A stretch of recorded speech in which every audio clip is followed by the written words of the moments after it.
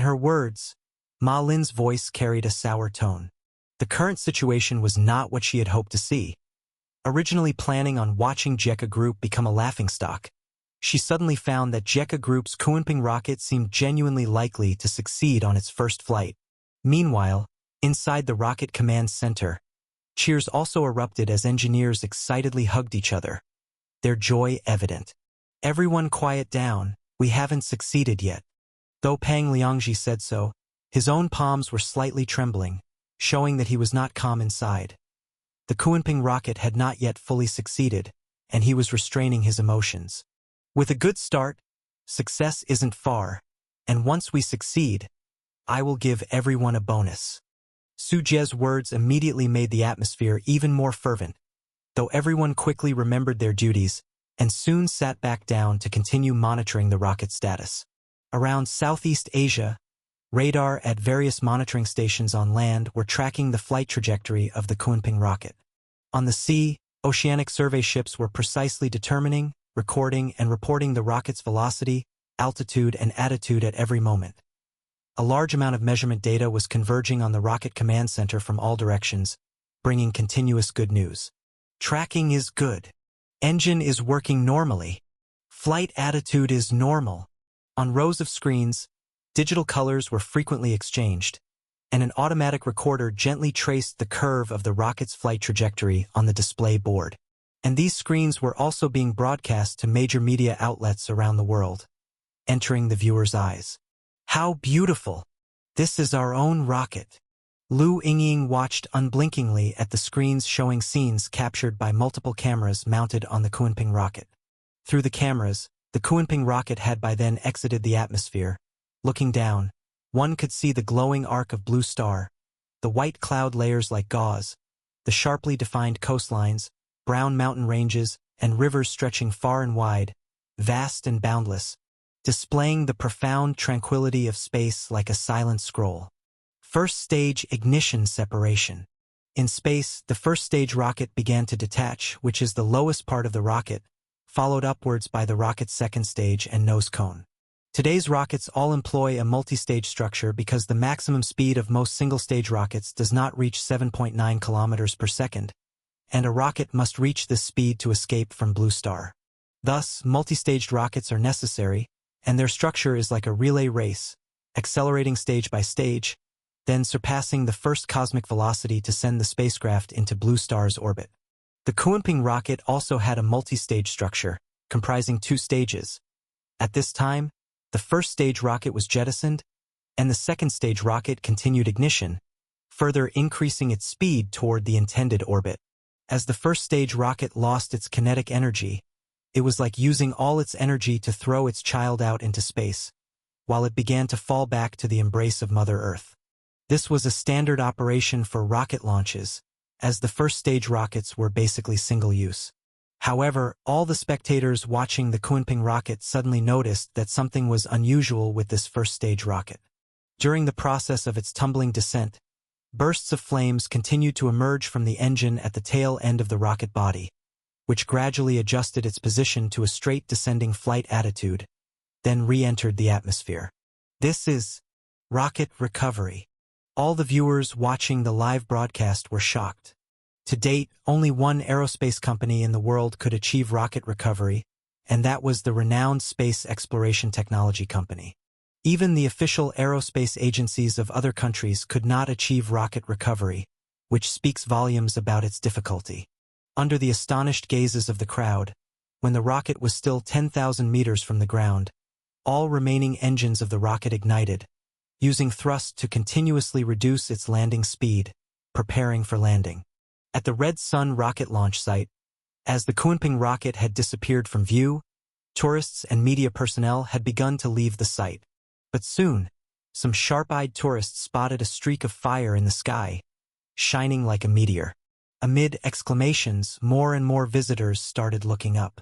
He saw a nearly 100-meter-tall rocket core falling, its tail emitting bursts of flames, and the strong reactive thrust continuously slowing it down. The rocket is flying back. Oh my God! JECA Group actually has rocket recovery technology. Are you kidding me? How can such a heavy rocket be recovered? In the shocked gaze of all the spectators, the first stage rocket deployed 4 supports at an altitude of 5 kilometers above the ground. Eventually, the entire first stage rocket landed very steadily, almost without any deviation at the rocket launch site. The supports landed successfully without toppling over, and as all the rocket engines shut down, this charred first stage rocket landed smoothly, making the recovery a success. Only then did the belatedly aware audience let out screams of astonishment. Ma Lin was even more visibly shaken, dumbfounded by the technology displayed by JECA Group. Beautiful country, NASA. Over 100 NASA employees were gathered together, watching the live broadcast of Kunping rocket's maiden flight, mainly to scoff at JECA Group. As they watched, JECA Group's Kunping rocket flew smoothly and even carried out a rocket recovery. The previously noisy scene suddenly quieted down. Towards the back of the group, there were 2 men drinking coffee. One was NASA Administrator Burton, and the other, dressed in casual clothes, was Musk, invited by Administrator Burton. He was the founder and chairman of Space Exploration Technology Company. Oh my God! How is this possible? While drinking coffee and enjoying the live broadcast of the Kunping rocket's maiden flight, Musk spat out his coffee. Looking at the first stage rocket recovered by JECA Group, his expression froze. JECA Group's capability to launch the Kunping rocket successfully was already a surprise to him, and now they even managed rocket recovery, something Musk almost couldn't believe his eyes. When he founded Space Exploration Technology Company, it took 6 years and multiple failures before successfully launching the first non-governmental rocket into space. Not to mention the rocket recovery technology, which had undergone countless failures during that time. It was from the accumulation of data from these failures that they derived the now mature rocket recovery technology. And yet, JECA Company's first rocket launch not only succeeded but also possessed rocket recovery technology. Moreover, the technology and standards were much stronger than those of his own Space Exploration Technology Company. After all, the Kunping rocket was a rocket that was 185 meters long, 15 meters in diameter, and weighed tens of thousands of tons, making it the strongest rocket in human history. Whereas the most mature model from Space Exploration Technology Company, Falcon 9, was 70 meters tall, 3.7 meters in diameter, and weighed 549 tons. Compared with the two, obviously, the recovery of the Kunping rocket was far more challenging. After all, such a massive weight was there, requiring higher technological complexity. This also meant that JECA Group had surpassed Space Exploration Technology Company, the world's most powerful private aerospace technology company. JECA Group actually had such a major move as rocket recovery hidden up its sleeve. Musk, has anyone resigned from your company recently? Administrator Burton's hand trembled, spilling quite a bit of coffee. His brows furrowed deeply. Musk, coming to his senses, understood Burton's implication that there might have been a leak of technology from his company. He shook his head. No, we would never let go of talents who possess core rocket recovery technology. And besides, it involves materials, software, flight computers, controllers, and precision guidance systems all working in coordinated control, which isn't something you can achieve by poaching 1 or 2 people. So JECA Group's rocket recovery technology must have been developed independently. Damn it! Where did JECA Group get all this advanced technology from? Burton looked visibly upset, having originally gathered everyone to mock JECA Group, only to feel like the joke was on him. It really is baffling. The speed of their technological breakthroughs is too rapid. It's going to be hard for us in the rocket business from now on. Musk lamented, originally having dominated the rocket recovery race, now suddenly faced with JECA Group as a competitor, putting immense pressure on him. While the two were still talking, another cry of astonishment resounded at the sight. Burton and Musk looked over and saw in the live broadcast. The Kunping rocket's second-level rocket had already flown to the designated near-Earth orbit, and the second-level rocket was releasing satellites in batches. Satellites continuously separated from the satellite bay, allowing each satellite to enter different orbits. This was a multi-satellite technique, which many countries were unable to master. What was even more astonishing is that the satellites that separated differed greatly from conventional ones. The satellite bodies had exposed metal and were also wrapped in a mix of insect-like carapaces, and various lens devices started operations. And the unfolded solar panels of the satellite, which were generally pasted with tens of thousands of solar cells. But the ones from JECA Group were different. They resembled the outspread wings of a dragonfly, displaying a light green, translucent luster. This was biophotovoltaics, also utilizing solar power like nature's photosynthesis. And these biological materials used in making solar cells had advantages in capturing light energy. However, at the current stage, this kind of biophotovoltaic was still only in scientists' conception. At present, it was only in the laboratory stage, using photosynthetic microorganisms such as blue-green algae as photoelectric conversion materials, but the power output was too weak to be practical. Only JECA Group had employed it in space satellites. What kind of satellite is this? Burton watched, completely baffled, as it was his first time seeing such a satellite. It could be a satellite redesigned by JECA Group themselves. They've expanded their genetic and biological advantages to the satellites. Those wings might be biological types of photovoltaics. Musk figured it out and was amazed by JECA Group's bold idea. Such biological satellites were still a global first, and perhaps only JECA Group could achieve it. One by one, satellites detached from the rocket, as the Kunping rocket carried an effective payload of 850 tons, the massive size could accommodate more satellites. This caused the separation process of the satellites to resemble a mother fish spawning. One after another continuously popped out, and in the blink of an eye, there were easily over 100 satellites scattered into space. It wasn't over yet. Once the satellites finally separated, the engines at the tail of the second-level rocket started, spewing out a scorching tail flame, completing an about-face in space, and diving back towards Blue Star. Could it be? Burton viewed this scene, full of suspicion. Second-level rocket recovery. JECA Group is going to recover the second-level rocket. Musk was equally astounded, his eyes glued to the screen. Because second-level rocket recovery, no country in the world could achieve it, including Musk's space exploration technology company. They could only recover first-stage rockets.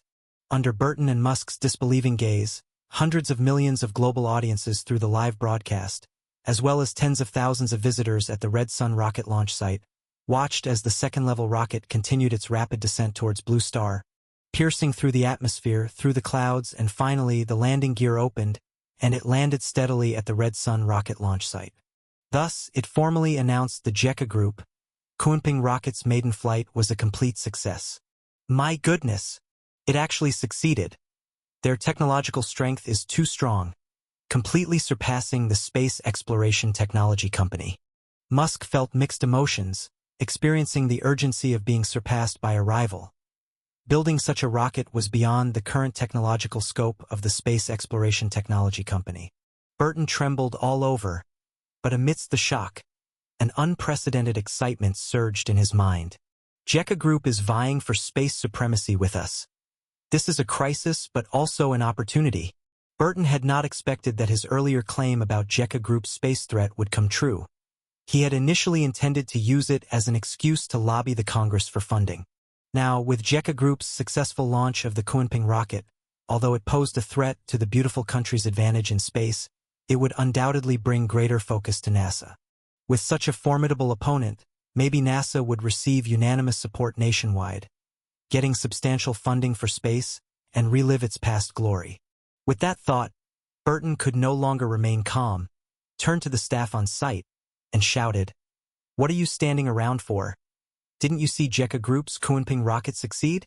Hurry up and work overtime to compile everything that happened today into a report. We can't allow JECA Group to surpass us in space. Get to work." Unimaginable achievement. The strongest rocket in history. Kunping rocket's maiden flight achieves a complete success. Kunping rocket successfully launched and recovered both first-stage and second-stage rockets, revolutionizing the aerospace industry. How did JECA Group do it? Let's delve into it. Kunping rocket redefines human rocket records, being the longest, heaviest, and most payload-capable super rocket in history. Humanity takes a huge step forward towards conquering space. That day, The news of the Kunping rocket's successful launch skyrocketed to the top of hot search lists in various countries. And the avid spectators fell into a frenzy, starting to discuss it broadly online. Shit, the Kunping rocket really succeeded. If I hadn't seen the live broadcast myself, I would have thought it was fake news. Cried from the launch scene the light of human civilization, long live Sujia, long live JECA Group. As an audience at the launch site, I feel I am witnessing history, witnessing the start of human interstellar civilization. To this I can only say, the Kunping rocket is awesome, JECA Group unbeatable. Let's welcome the great victory of the Kunping rocket launch together. Haha. What are those who mocked us doing now? They've long since hidden away, too ashamed to show their faces, especially the beautiful country. They were the loudest mockers, confidently claiming that our rocket would only set off fireworks. And now they've been slapped in the face. Our beautiful country is already falling behind in the space sector, which is intolerable. We must catch up to the JECA Group and build a super rocket that's bigger and stronger than Kunping. Our beautiful country hasn't lost yet. The JECA Group just has a rocket, but we still have the space station they can't compare to us. The beautiful country is the pioneer in the space field. We were the first to land on the moon. What is the JECA Group in comparison? We white people are the leaders of world technology. Those yellow-skinned monkeys will never surpass us. As a citizen of the beautiful country, my fellow compatriots on the floor above, reign in your jealousy. Slandering won't bring any self-improvement. The JECA Group is trash, you heard me. They compete with us in every field, and now they even dare to bully us in our own space. We must sanction and boycott the JECA Group. Let's take action together, stop buying their products. No more hair growth liquid and slimming pills, otherwise the JECA Group will grow even stronger. Bullshit, why shouldn't I buy them? You have no idea of the pain that comes with hair loss and obesity. The beautiful country being surpassed isn't my problem, I don't care. You unpatriotic wretch, come face me offline. Bring it on. I'm a redneck. Here's my address. Dare to enter my house, and I'll shoot you dead. The online discussion was boiling over. The launch success of Kunping rocket was truly shocking, surpassing all rockets in human history. This time, not only the audience was stunned, but all the countries around the world were shocked as well. The JECA Group had actually succeeded in sending an extremely heavy rocket, weighing thousands of tons, into space, and not only that, they also completed the rocket recovery smoothly. When the JECA Group had initially boasted of building the strongest rocket in history, they were met with skepticism from numerous media outlets and countries. But now, the JECA Group had proved themselves with their tangible strength. All the major media around the world switched their tunes immediately, lavishly praising the success story of the JECA Group, seemingly forgetting the mockery and doubt from not long before. Only the beautiful country, on the very day of the Kunping rocket's successful launch, had their official spokesperson at a press conference looking displeased when asked for their thoughts on the Kunping rocket and bluntly said, "A stroke of luck leading to success doesn't prove anything. The hidden dangers of the Kunping rocket may not have emerged yet." You attribute the success of the Kunping rocket to luck? Can I interpret that as subsequent launches by the JECA Group will fail? The reporters below grew excited. They loved to see confrontations, as that's what brought news traffic and heat. Of course, I have reasons to suspect that the JECA Group stole our beautiful country's technology. Otherwise, there's no way they could have built the Kunping rocket, let alone master the technology of rocket recovery. The spokesperson boldly stated, their words brimming with accusations. The reporters were scribbling furiously, yet they were secretly scoffing. After all, the beautiful country themselves couldn't build a super rocket as big as the Kunping rocket. Now the beautiful country was accusing the JECA Group of stealing their technology. No one has ever seen a top student copy from a worse one. How embarrassing. Furthermore, we do not welcome the JECA Group's foray into the space sector. They launch so many satellites into space at once, and those satellites are all oddly shaped with no safety guarantees. Should anything go wrong and they explode or disintegrate, outer space will be littered with even more debris. This is a seriously irresponsible act by the JECA Group. The spokesperson, holding a photo of the JECA Group's biological satellite, proclaimed, according to the Outer Space Treaty, The exploration and use of outer space beyond Blue Star must not endanger human safety. The JECA Group has ignored this treaty and crossed our beautiful country's red line. We now announce that our beautiful country will join with countries globally to sanction the JECA Group in the space sector, including blocking aerospace technology and materials, and ceasing any substantial cooperation or exchange. But if the JECA Group can independently complete the creation of the Kunping rocket, technically speaking, they're stronger than the beautiful country. Does the beautiful country have any fields in which to block them? Are you sure it's not the JECA Group blocking the beautiful country? Doesn't the beautiful country want the technology and materials of the Kunping rocket? What if JECA Group retaliates against the beautiful country? Their Kunping rocket has greater carrying capacity and the price should be even cheaper. If they refuse to allow our satellites from the beautiful country to be launched, won't we suffer a loss? The reporters hurriedly asked questions, and the spokesperson's face turned ashen. Utter nonsense. We, the beautiful country, have always been the dominators of space, and we won't be, now nor in the future, surpassed by JECA Group. What reverse sanctions by JECA Group? That's simply non-existent. It's us sanctioning them. Take our International Space Station, for instance. From now on, we're banning astronauts from JECA Group. Without us, their satellites might reach space, but their people will never set foot in it, the spokesperson said, voice rapid and face flushed, looking somewhat on the defensive.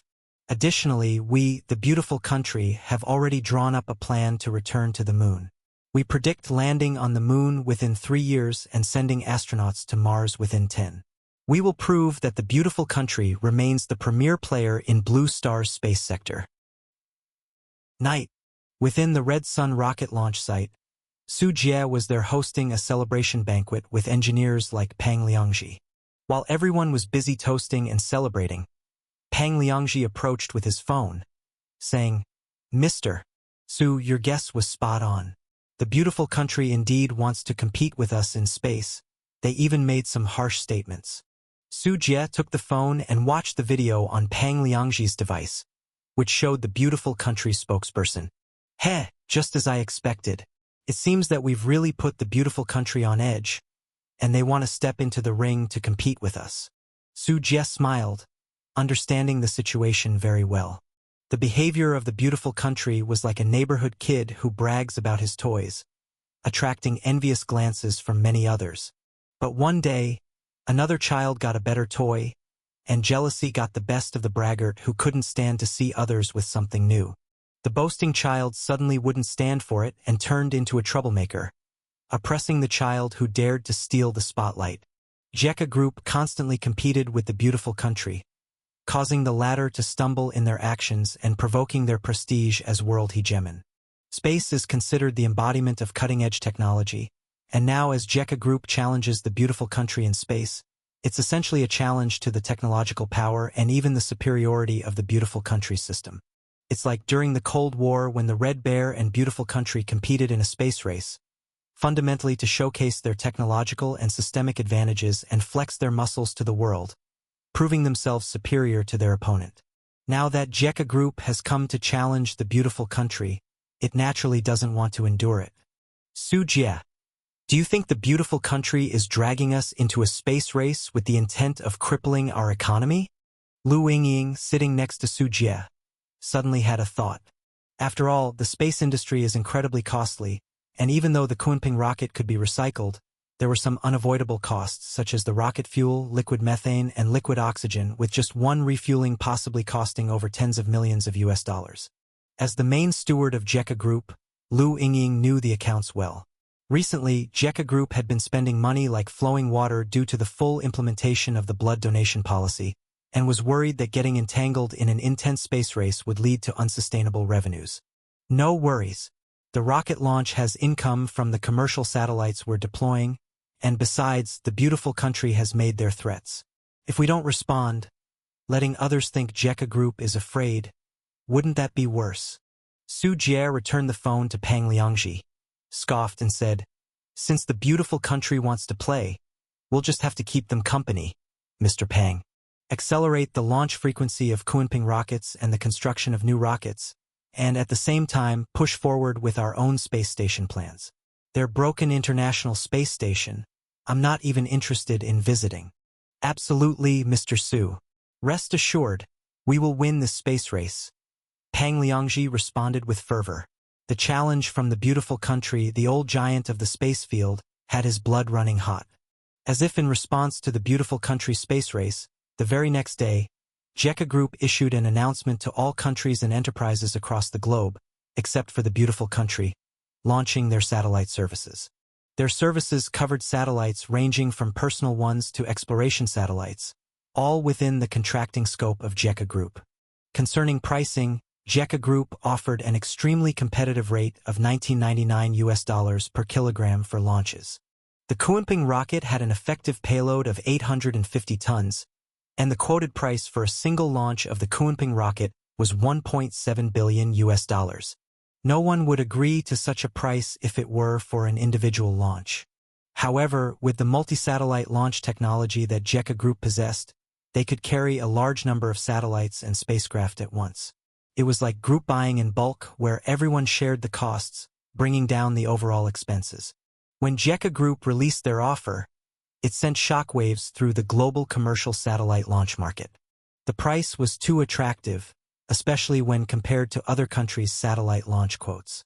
The beautiful country's space shuttle had a payload of 22.7 tons and cost $450 million per launch, amounting to an astounding $19,824 per kilogram.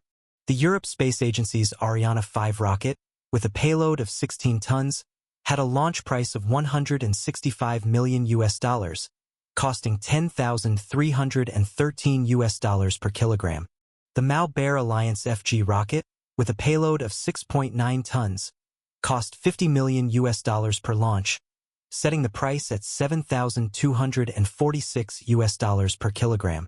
The Indian Polar Satellite Launch Vehicle, with a payload of 3.8 tons, had a launch cost of $15 million, with a price per kilogram of $3,947. The Space Exploration Technology Company, which was the most successful in the global commercial rocket launch market and had mastered rocket recovery technology, offered the Falcon 9 rocket. With a payload of 22.8 tons, a single launch was priced at $62 million, coming to $2,719 per kilogram. In the past, thanks to its low prices and efficient reuse and recovery systems, the Space Exploration Technology Company dominated most of the global satellite launch market. Therefore, when JECA Group's Kunping rocket debuted, proactively reducing the cost of payload delivery to below $2,000, it immediately attracted global commercial satellite partners. This was much cheaper than Space Exploration Company's Falcon 9. Although the Kunping rocket had only just succeeded in its maiden flight, a large number of countries and companies chose it because of the price, handing over launch contracts to JECA Group to try it out first. And JECA Group did not disappoint. 20 days later, that very same Kunping rocket was checked and repaired and then loaded with commercial satellites from all over the world at the Red Sun rocket launch site, and it soared into the sky. Whether it was entering space, rocket separation, satellite deployment, or rocket recovery, the entire process was flawless. As each satellite began to operate in its designated orbit and establish effective connections with the ground, Kunping rocket's first commercial launch was a resounding success. Suddenly, JECA Group became the darling of the commercial satellite market. A plethora of commercial satellite launch orders flooded into JECA Group from all directions. Among these were many from companies within the beautiful country. Capitalists served their interests, and since JECA Group offered lower costs and proven safety, they naturally wouldn't choose the more expensive option. After all, launching a satellite could cost tens or hundreds of millions. The savings here were significant. As the second and third Kunping rockets were manufactured by JECA Group, the Kunping rocket launched 5 more times consecutively. Each launch carried not only their own satellites but also reserved space to carry commercial satellites from other countries and entities, giving them a lift to space. And the mass commercial satellite orders filled JECA Group's coffers to overflowing. The reusable Kunping rocket had its costs effectively controlled. The more it was reused, the lower the average costs were, and the profits made from each launch were calculated in the billions. This left the Space Exploration Technology Company, which had originally dominated the global commercial satellite market, in a panic. In order to compete with JECA Group for satellite launch orders, they dropped their price to $18.88 per kilogram. This move allowed the Space Exploration Technology Company to regain some commercial satellite orders, but then JECA Company immediately responded by lowering their satellite launch quote further, down to $16.50 per kilogram. Then the competition really heated up. If you quoted $15.90, I would go down to $14.99. If you said $1,200 per kilogram, I would reduce the price to $1,100. Within a few short months, JECA Group and the Space Exploration Technology Company drove the cost of satellite launches from nearly $3,000 down to under $1,000. The global rocket launch market was in turmoil, with the prices for launching commercial satellites slashed to rock bottom by JECA Company and Space Exploration Technology Company, effectively reshuffling the entire market, rendering the competition from other rockets meaningless. While JECA Group and Space Exploration Technology Company were competing, other commercial rocket companies suffered heavily, with widespread devastation. When the top dogs fought, the smaller players were the first to fall. Most rockets and satellites belonged to state agencies, with government subsidies supporting them. Otherwise, no other powers could compete with JECA Group and the Space Exploration Technology Company. Even in the midst of the fierce price war, the Space Exploration Technology Company could not withstand the pressure. Despite having rocket recovery technology, the launches were not actually free, and the current prices were making the Space Exploration Technology Company lose money on every rocket launch. Stop this negative competition. We are willing to set aside our differences with JECA Group and jointly operate the global rocket launch market. This industry is big enough for two major players. Under no choice, Musk, the founder and chairman of Space Exploration Technology Company, had to step forward and call out to the JECA Group. He even secretly contacted the JECA Group, hoping to form a pricing alliance with them, to work together on the pricing of rocket launches and to stop the price war. I think it's only when there's a single titan left that an industry can truly thrive, said Liu Yingying in response to a media interview, giving a bold answer as a retort to Musk's olive branch, ready to fight to the finish. Faced with JECA Group's aggression, Space Exploration Technology Company, in order to maintain market share, had no choice but to launch with tears and at a loss, while taking on a large number of NASA's launch missions. Space Exploration Technology Company's commercial launches had dropped to just $15 million each, but NASA paid much more for its missions, effectively subsidizing Space Exploration Technology Company to prevent it from collapsing under JECA Group's assault. Facing the onslaught from JECA Group, officials from the beautiful country finally entered the fray. NASA's director, Burton, declared that no satellite belonging to the beautiful country would be launched on the Kunping rocket. Even if just one screw was made in the beautiful country, they were not allowed to piggyback on JECA Group's ride. Many satellites around the world are manufactured in the beautiful country, and this move could also be seen as a form of trade protectionism. Without this restriction, capitalists within the beautiful country wouldn't consider national sentiment. They would queue up to launch satellites with JECA Group. Despite sanctions from the beautiful country on its satellites, JECA Group continued to launch Kunping rockets as scheduled, without reducing the number of rocket launches due to fewer commercial satellites. Almost every month, JECA Group produced a new Kunping rocket, and every week they would launch a Kunping rocket. Although JECA Group was the overlord of Southeast Asia, these countries lacked satellites. JECA Group needed to rapidly increase their satellite numbers, including communication, remote sensing, navigation, military, and a whole series of satellites. Many of these satellites carried optical observation equipment, enabling 24-hour uninterrupted optical monitoring and analysis, significantly enhancing JECA Group's ability to monitor ground movement and space targets. You should know, including those small satellites, the beautiful country has more than 10,000 satellites in orbit, most of which belong to Space Exploration Technology Company. For JECA Group to close the gap with the beautiful country, it had to launch satellites frequently and rapidly to make up the difference. As more Kunping rockets were launched into the sky, more satellites were scattered into orbit. Besides those costly large satellites, JECA Group launched more small satellites, which were cheaper and more numerous, forming a satellite network. In this way, once a launch war began, If an enemy wanted to destroy your satellite system but you had thousands of small satellites zipping around in space, they would find it hard to strike. This is also the strategy currently being implemented by the beautiful country, with JECA Group following in their footsteps. Each Kunping rocket launch could carry several hundred of these small satellites.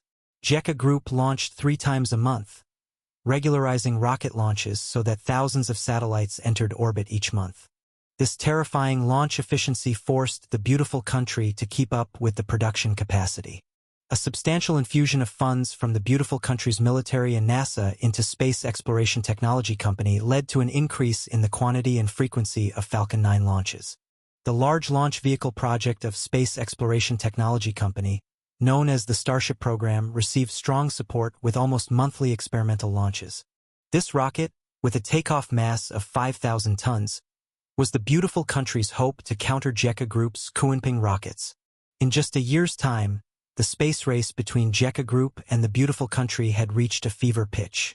Both sides had a large number of satellites blanketing Blue Star's orbital space, almost as if laying claim to territories in space. Satellites were scattered at different altitudes of 300 kilometers, 500 kilometers, 1,000 kilometers, and so on. Looking down from space, it almost seemed as if they were enshrouding Blue Star. With the powerful performance of Kunping rockets, JECA Group ensured a steady number and replacement of satellites, while the beautiful country's satellites lacked such heavy lifting capacity.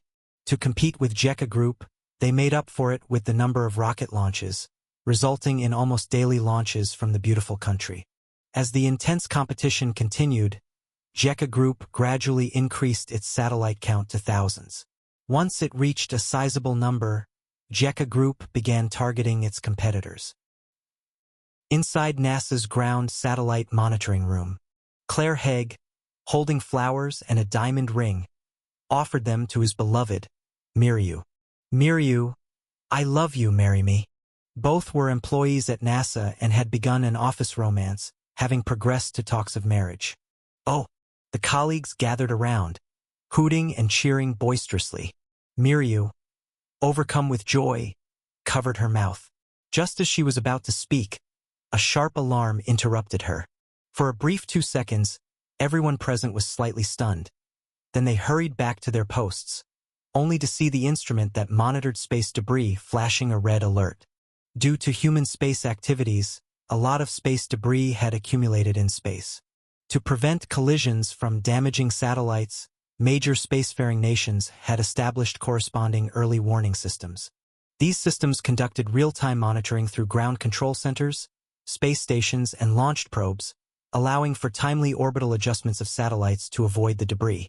It's a warning for Reconnaissance Satellite 2020 TBK-93. It's going to be hit by space debris.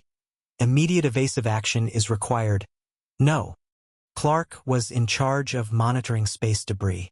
He originally thought it was a false alarm, but quickly realized something wasn't right, as the approaching space debris had also altered its trajectory, heading straight for the NASA-owned satellite. His team had just made an adjustment to change the satellite's orbit, and it takes time for the engines to initiate the change. Meanwhile, the space debris moved rapidly and soon collided with it. The next second, ground control lost contact with the NASA reconnaissance satellite. Clark, who had come to his senses, hurriedly checked the status of the space debris. Its sudden change in direction and acceleration suggested it was likely not space debris at all, since space debris typically has a fixed velocity and direction, unlike the collision behavior just witnessed. It's not space debris. It's a JECA Group satellite, international code 2027-341N. With a change in his expression, Clark quickly identified the problem by checking the records at the International Telecommunication Union, which lists the satellite registrations from every country. Upon learning this information, everyone on site immediately tensed up, as this was probably not an accident. Report to Director Burton immediately. JECA Group is up to no good. As soon as Clark finished speaking, the ground control center's alarm sounded again, and this time it was multiple alerts. Clark broke out in a cold sweat and said angrily, Satellite 2022-73HS, Satellite 2015, GPV-6, Satellite 2024-35LN5, collision warning, Proceed with evasive maneuvers immediately. Jekka Group has gone mad. They're trying to hit our satellites. No matter how they attempted emergency maneuvers, some satellites inevitably couldn't evade in time and smashed into each other, both turning into space debris. 1, 2, 3. As satellite after satellite turned into space junk, all the NASA staff on site felt overwhelmed and could only urgently report the situation to their director, requesting instructions. On February 14th, Valentine's Day, a number of satellite collisions occurred in Blue Star's outer space. A total of 10 satellites were damaged in the collisions, all belonging to Jekka Group and the Beautiful Country. An outraged Jekka Group is using its space hegemony, turning satellites into station weapons, launching targeted terror attacks on our satellites. Jekka Group is an organization with no bottom line, attempting to control Blue Star's orbit and, by extension, near-Earth space, with the ultimate goal of dominating Blue Star. Their wild ambition is laid bare. As a leading spacefaring nation, we must demand justice from Jekka Group and not allow such ambitious entities to occupy outer space, which would be a nightmare for the whole of human society. The next day, NASA's Director Burton held a press conference, where he directly lashed out at Jekka Group, accusing them of maliciously hitting their satellites, and demanded an apology and compensation from Jekka Group, or else they would not let the matter rest. As soon as this news broke out, it immediately topped global trending searches. What began as a space race turned into a bumper cars-like scenario, thrilling global onlookers and heightening anticipation for direct conflict between the two parties. Facing accusations from the Beautiful Country, Jekka Group simply responded with excuses of technical errors, solar flare interference, and no further comments. On the 14th, there was indeed a solar flare, but everyone, including the onlookers, knew that Jekka Group had intentionally hit the Beautiful Country's satellites. For a while, Jekka Group faced significant criticism, but they didn't care, and neither did Sujia. Were there few people criticizing the Beautiful Country around the world? It didn't stop the Beautiful Country from being the dominator of Blue Star. NASA was furious as they were used to bullying others, not being bullied themselves. Seeing a new space power like Jekka Group challenging them, they also responded promptly, controlling their satellites to change orbit and collide with Jekka Group's satellites. By the end of the day, several more satellites had turned into space debris. Jekka Group retaliated decisively, using more small satellites to collide with the Beautiful Country's larger satellites, trading cheap items for the opponent's expensive ones. The Beautiful Country also deployed small satellite chains to seek out and collide with Jekka Group's larger satellites. What was once tranquil space became a pool table for Jekka Group and the Beautiful Country, with hits exchanged daily, resulting in several satellites being sacrificed. The two sides became heated, and with the consumption of satellites, they had to produce more satellites and rockets, launching more into space. The funds invested by both sides had risen from tens of billions of US dollars to the level of hundreds of billions. At the most intense point of the satellite billiards, they were throwing 200 to 300 billion US dollars into space each month. Satellites became their weapons, and a new round of space arsenal expansion was underway between Jekka Group and the Beautiful Country. Beyond satellite collisions, the Beautiful Country, seeking to regain face, immediately announced a military exercise dubbed Bug Hunt, to be held as part of the Thousand Island Strategic Alliance with quite a show of force. For this military exercise, the Beautiful Country deployed a carrier battle group and brought along 2 allies from Japan and Korea, boldly arriving in the Southeast Asian waters. The carrier captain, speaking to the media, stated, "The purpose of this exercise is to test the Thousand Island Strategic Alliance Force's ability to conduct amphibious landings, seize ports, and mobilize ground forces." Whom the exercise was aimed at was naturally an open secret. The Jekka Group, in a tit-for-tat move, simultaneously conducted a military exercise codenamed Hawk Capture at the Johor border.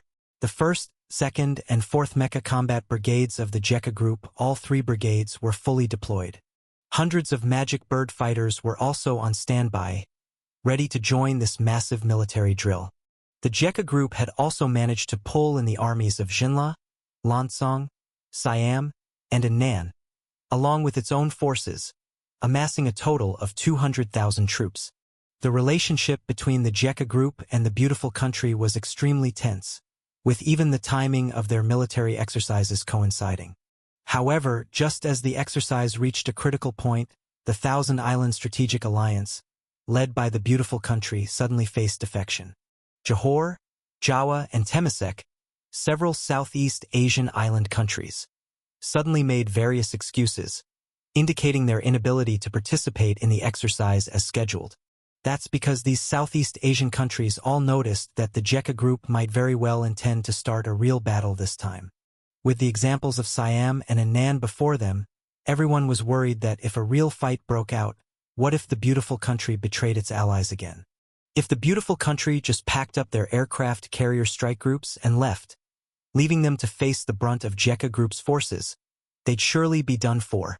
Therefore, at this critical juncture of the military exercise, besides South Korea and Japan, who were the two loyally obedient pups, the other Southeast Asian countries all broke their promises and chose not to get involved in this potential powder keg.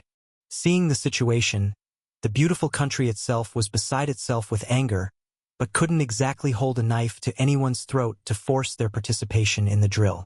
Unless the beautiful country itself went to war, those Southeast Asian countries that had seen through its true nature would not commit unless they saw the rabbit, unwilling to lead the charge without a clear advantage. And as for whether to go to war with the Jekka group now, the beautiful country itself hesitated, since this year was an election year. Their president was about to enter a crucial election period, and starting a war at this time would require a swift and decisive victory over the Jekka group. Otherwise, being mired in a drawn-out conflict with all its associated losses would certainly cause approval ratings to plummet, ruining any chances of a smooth re-election. Considering the combat power of the Jekka group, resolving them in a short period was going to be very difficult, certainly not something that a single aircraft carrier strike group could achieve. This also reflected the attitude of the beautiful country. If they were truly ready for war, it wouldn't just be one aircraft carrier strike group showing up. During the Gulf War, 9 aircraft carriers from multiple nations were deployed, several of which belonged to the beautiful country alone. That was the real preparation for a war aimed at national annihilation. The strength of the Jekka group was, undoubtedly, far superior to ICLA's. Relying on a single aircraft carrier strike group to take down the Jekka group would be foolish unless the commander's brain was waterlogged. The Southeast Asian countries saw that the beautiful country wasn't serious, so they didn't foolishly follow along. They might ride the coattails of the beautiful country's power, but they dared not see themselves as tigers, fearing a brutal beating with nowhere to cry. In the end, the beautiful country's own aircraft carriers did not venture deep into the Jekka group's stronghold in the Andaman Sea and Siam Bay. They merely circled the Indian Ocean, accompanied by Japanese and Korean warships, and without sufficient participant nations, the military drill ended hastily. Meanwhile, in space, the bumping cars game between the two sides gradually concluded because of the excessive amount of space debris created. This also limited the beautiful country and Jekka group's own rockets and satellites. Coupled with the global condemnation, this satellite billiards game was finally brought to a reluctant halt. Mande City, Jekka Group Headquarters Building. Standing before a map, Sujie listened to Lu Yingying's report on the completion of the beautiful country's military exercise and chuckled. They actually held back. It seems the beautiful country still has considerable restraint. Lu Yingying wasn't as relaxed as Sujie. Her brows furrowed as she said, "The ability of the beautiful country to restrain itself is probably due to internal factors like the election and the slackness of the Thousand Island Strategic Alliance. However, this has also exposed problems on our side. I feel that if a war started now, aside from Siam and Annan, the other countries might not give it their all. Don't count on them. They'll be just cannon fodder. We just need to believe in our own strength." Sujie waved his hand, his gaze locking onto the map's Kra Isthmus region. This strait will soon be successfully built, and once the core shipping hubs are threatened, the beautiful country may not continue to endure restraint. As he spoke, confidence laced Sujie's voice. At this point, Sujie was fully prepared, with satellites making up for the lack of intelligence in naval battles, in addition to the completed Lanhai No. 1. The Jekka group possessed astonishing combat power at sea. This time, Sujie truly intended to initiate the war, not only because the beautiful country wanted to target Jekka Group, but also because Su Jie coveted the land of Southeast Asia, or more precisely, its population. Yet these countries were members of the Thousand Island Strategic Alliance, backed by the beautiful country. To extend influence into these countries meant a certain confrontation with the beautiful country, unless they would step back repeatedly. However, a good pretext is needed to start a war. If they were to launch a sudden attack on Pearl Harbor like Japan did, war would indeed erupt, but there's no guarantee that the beautiful country, prompted into a frenzy, wouldn't use its nuclear arsenal, which could also ignite the national spirit and morale of the entire beautiful country. Reputation, sometimes, is still necessary. During this period, it's a good time to accumulate our strength. Maybe Lanhai No. 2 and No. 3 will also be completed, and at the same time, the 5th, 6th, and 7th Mechanical Brigades are continuously supplementing mechas and genetic warrior pilots. We can also get countries like Siam to strengthen their naval forces in preparation for the upcoming war. Su Jie made a definitive conclusion for the future. In the coming months, he could get his war preparations even higher, adding more chances of victory to the war. By the way, Yingying, can't we increase the blood donation quantities any further? Su Jie suddenly remembered something and inquired about the current blood donation policy. Su Jie had cultivated the Blood Sea Devouring Sky Demon skill to the 5th level, with an accelerating rate of blood absorption and conversion. If he could have more fresh blood, he would be able to break through to the 6th and 7th levels of the Blood Sea Devouring Sky Demon skill at a faster rate. Lu Yingying nodded and said, "People of suitable age in Southeast Asia have already donated blood, and it will be difficult to obtain more in a short period of time, unless we buy externally. Then let's purchase blood externally." Su Jie, without a second thought, instructed, for example, our neighbor India, as well as the beautiful country. They're the world's largest black market blood transfusion stations. There, as long as the money is right, the capitalists don't mind selling any interest. But, with a troubled look, Lu Yingying said hesitantly, "We are currently tight on funds. The blood donation policy has already consumed a large sum of our money. Although the reparations and war spoils from a few countries like Siam cover a part of it, we are now involved in the space race with the beautiful country. Coupled with the strengthening of armaments, the military spending is like running water." Counting on her fingers, Lu Yingying did the math for Su Jie and concluded, "Our Jekka Group's reserves are not abundant. We can't afford to buy fresh blood in large quantities. Don't worry about the money." Su Jie took out a box, opened it, and handed it over to Lu Yingying. Inside the box was a small and exquisite glazed bottle filled with a viscous liquid. "What's this?" Lu Yingying was puzzled. Then it seemed she thought of something and exclaimed in surprise, "Is this the whitening liquid you said you were going to develop? It's been successful already?" "Yes, it's successfully developed and soon will have another source of income. An industry that brings in more profits than the hair growth liquid, nearsighted pill, or slimming pills ever did." Su Jie said with a smile. The whitening liquid had been the most challenging to develop, but in the end, the Alchemy Pavilion of Ghost Ridge Palace figured it out. Its effects were extremely powerful, leaving skin fair, radiant, and tender after application. And it could also address acne, freckles, blackheads, under-eye bags, scars, birthmarks, and the sallow skin from staying up late, promising to drive women all over the world crazy. "Let me try it on you first." Su Jie unscrewed the cap and poured out some pale purple liquid, applying it to Lu Yingying's left forearm. The cool sensation felt much like egg white. About half an hour later, the pale purple liquid dried up, and Lu Yingying gently peeled it off. The next moment, Lu Yingying compared her hands side by side. The skin of her left arm was noticeably whiter, and the skin had become tender and lustrous. This wasn't a superficial concoction of titanium dioxide and pearlescent pigments used as color enhancers. It was the skin's own natural color that had changed. Lu Yingying was stunned. At her level and status, she hadn't shied away from any high-end, expensive cosmetics, but no matter how hyperbolic, none had achieved such an effect. "This whitening liquid is going to make a fortune." Instantly, Lu Yingying's eyes seemed to turn into the shape of dollar signs. And as a woman, she understood the allure that such a whitening liquid had on women. In a bid to elevate their own attractiveness, women often demonstrate a persistence 10 times greater than that of men, with females being absolutely the main force in the beauty and cosmetics industry. Could be said that once the whitening liquid hit the market, all other cosmetic products could be swept into the trash bin. The stakes represented would be boundless and colossal. When compared to the spending power of women desiring to enhance their beauty, issues like myopia, hair growth, and weight loss were negligible. Su Jie rubbed Lu Yingying's head, lifted her chin, and said with a playful smile, "Now we have enough money to buy blood, right?" MHM, you decide," she agreed. Lu Yingying, her eyes fixed on the whitening liquid, had already started to self-apply it, spreading the liquid over her face. Su Jie couldn't help but laugh. If even Lu Yingying couldn't resist it, one could imagine the worldwide craze for this product once it was released. A golden age where fortunes would be made daily was on the horizon, when space race financing and blood capital could easily be accommodated without stress. Watching Lu Yingying excitedly arrange matters related to the whitening liquid, Su Jie turned and headed to the underground poisonous insect's base.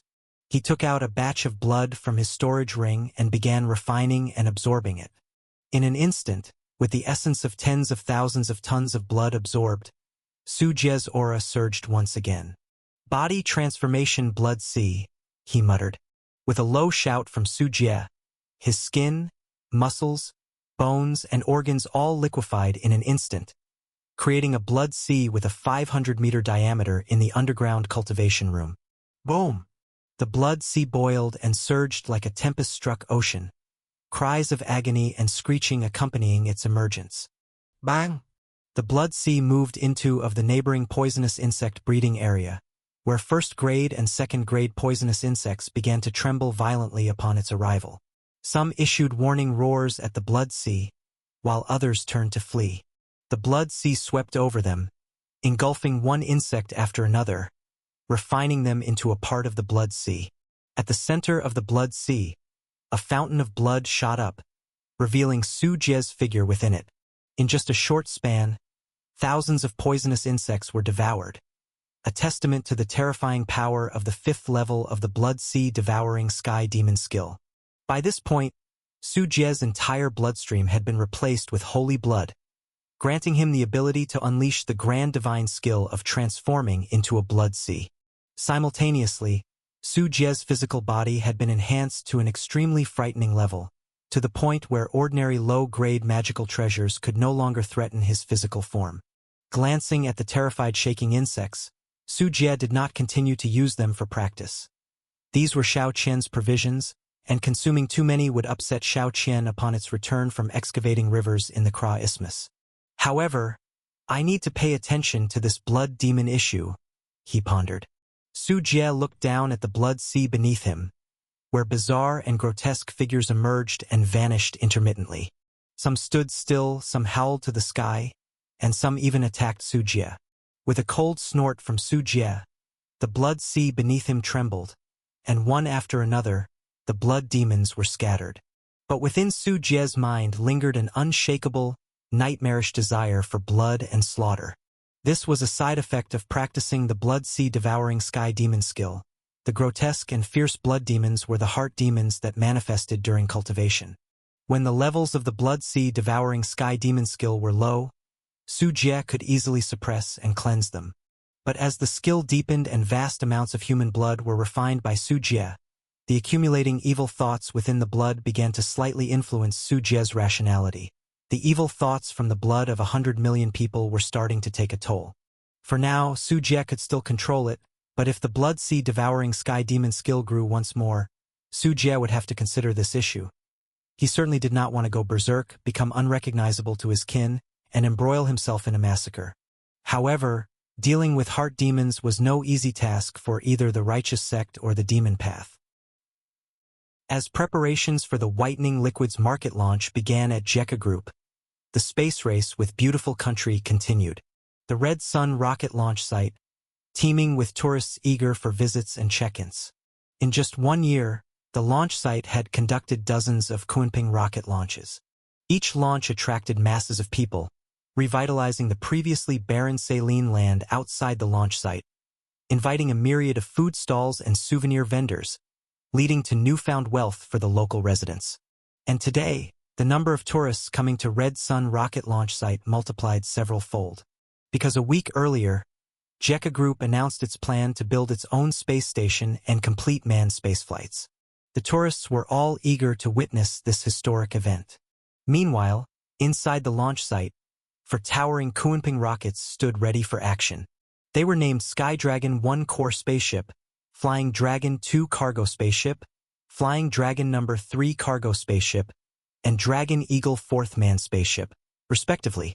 Currently, in the modified cabin of Dragon Eagle 4th manned spaceship, 4 astronauts, 3 men and 1 woman, sat laughing and chatting comfortably. All of them were genetic warriors, including Magic Bird fighter pilots, Spider main battle mecha drivers, and elite members conscripted from the Steel Camp. They had spent the past year absorbing a wealth of knowledge on aeronautics and astronautics, and were ready to journey into space aboard Dragon Eagle 4th manned spaceship. Team leader Mu Yen-ken, wearing a headset, received information from Rocket Command Center and extended his hand towards the team. Rocket launch in 1 minute.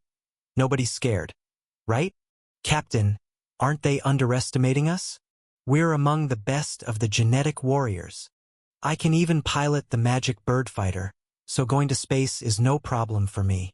Although I am a woman, when it comes to piloting the Spider mecha, many male pilots are not as strong as I am. The astronauts extended their palms, high-fived each other, and exchanged smiles. Mu Yen-ken nodded in satisfaction and silently watched as the countdown hit 0. Strap in. The next moment, vibrations came from all directions, and the rapidly ascending rocket exerted intense discomfort and pressure on the human body. However, all 4 astronauts maintained their composure. The robust physical quality of genetic warriors was evident, making this discomfort trivial to them. Amid the gasps of onlooking tourists, 4 Kunpeng rockets ignited simultaneously and soared into the sky. Like 4 divine arrows shot toward the sky dome, they traced 4 beautiful contrails in the sky. At that moment, the world was watching JECA Group's launch. Currently, there are only 2 space stations globally. One is the Hua Country Space Station, and the other is controlled by the beautiful country, the International Space Station. If JECA Group succeeds this time, it will be the 3rd space station for Blue Star, and also signifies JECA Group's immense confidence as they construct the space station while simultaneously sending astronauts into space. The rocket ascended higher and soon reached the Kármán line, which is about 100 kilometers from the Earth's surface. Passing the Kármán line signifies crossing from the atmosphere into space.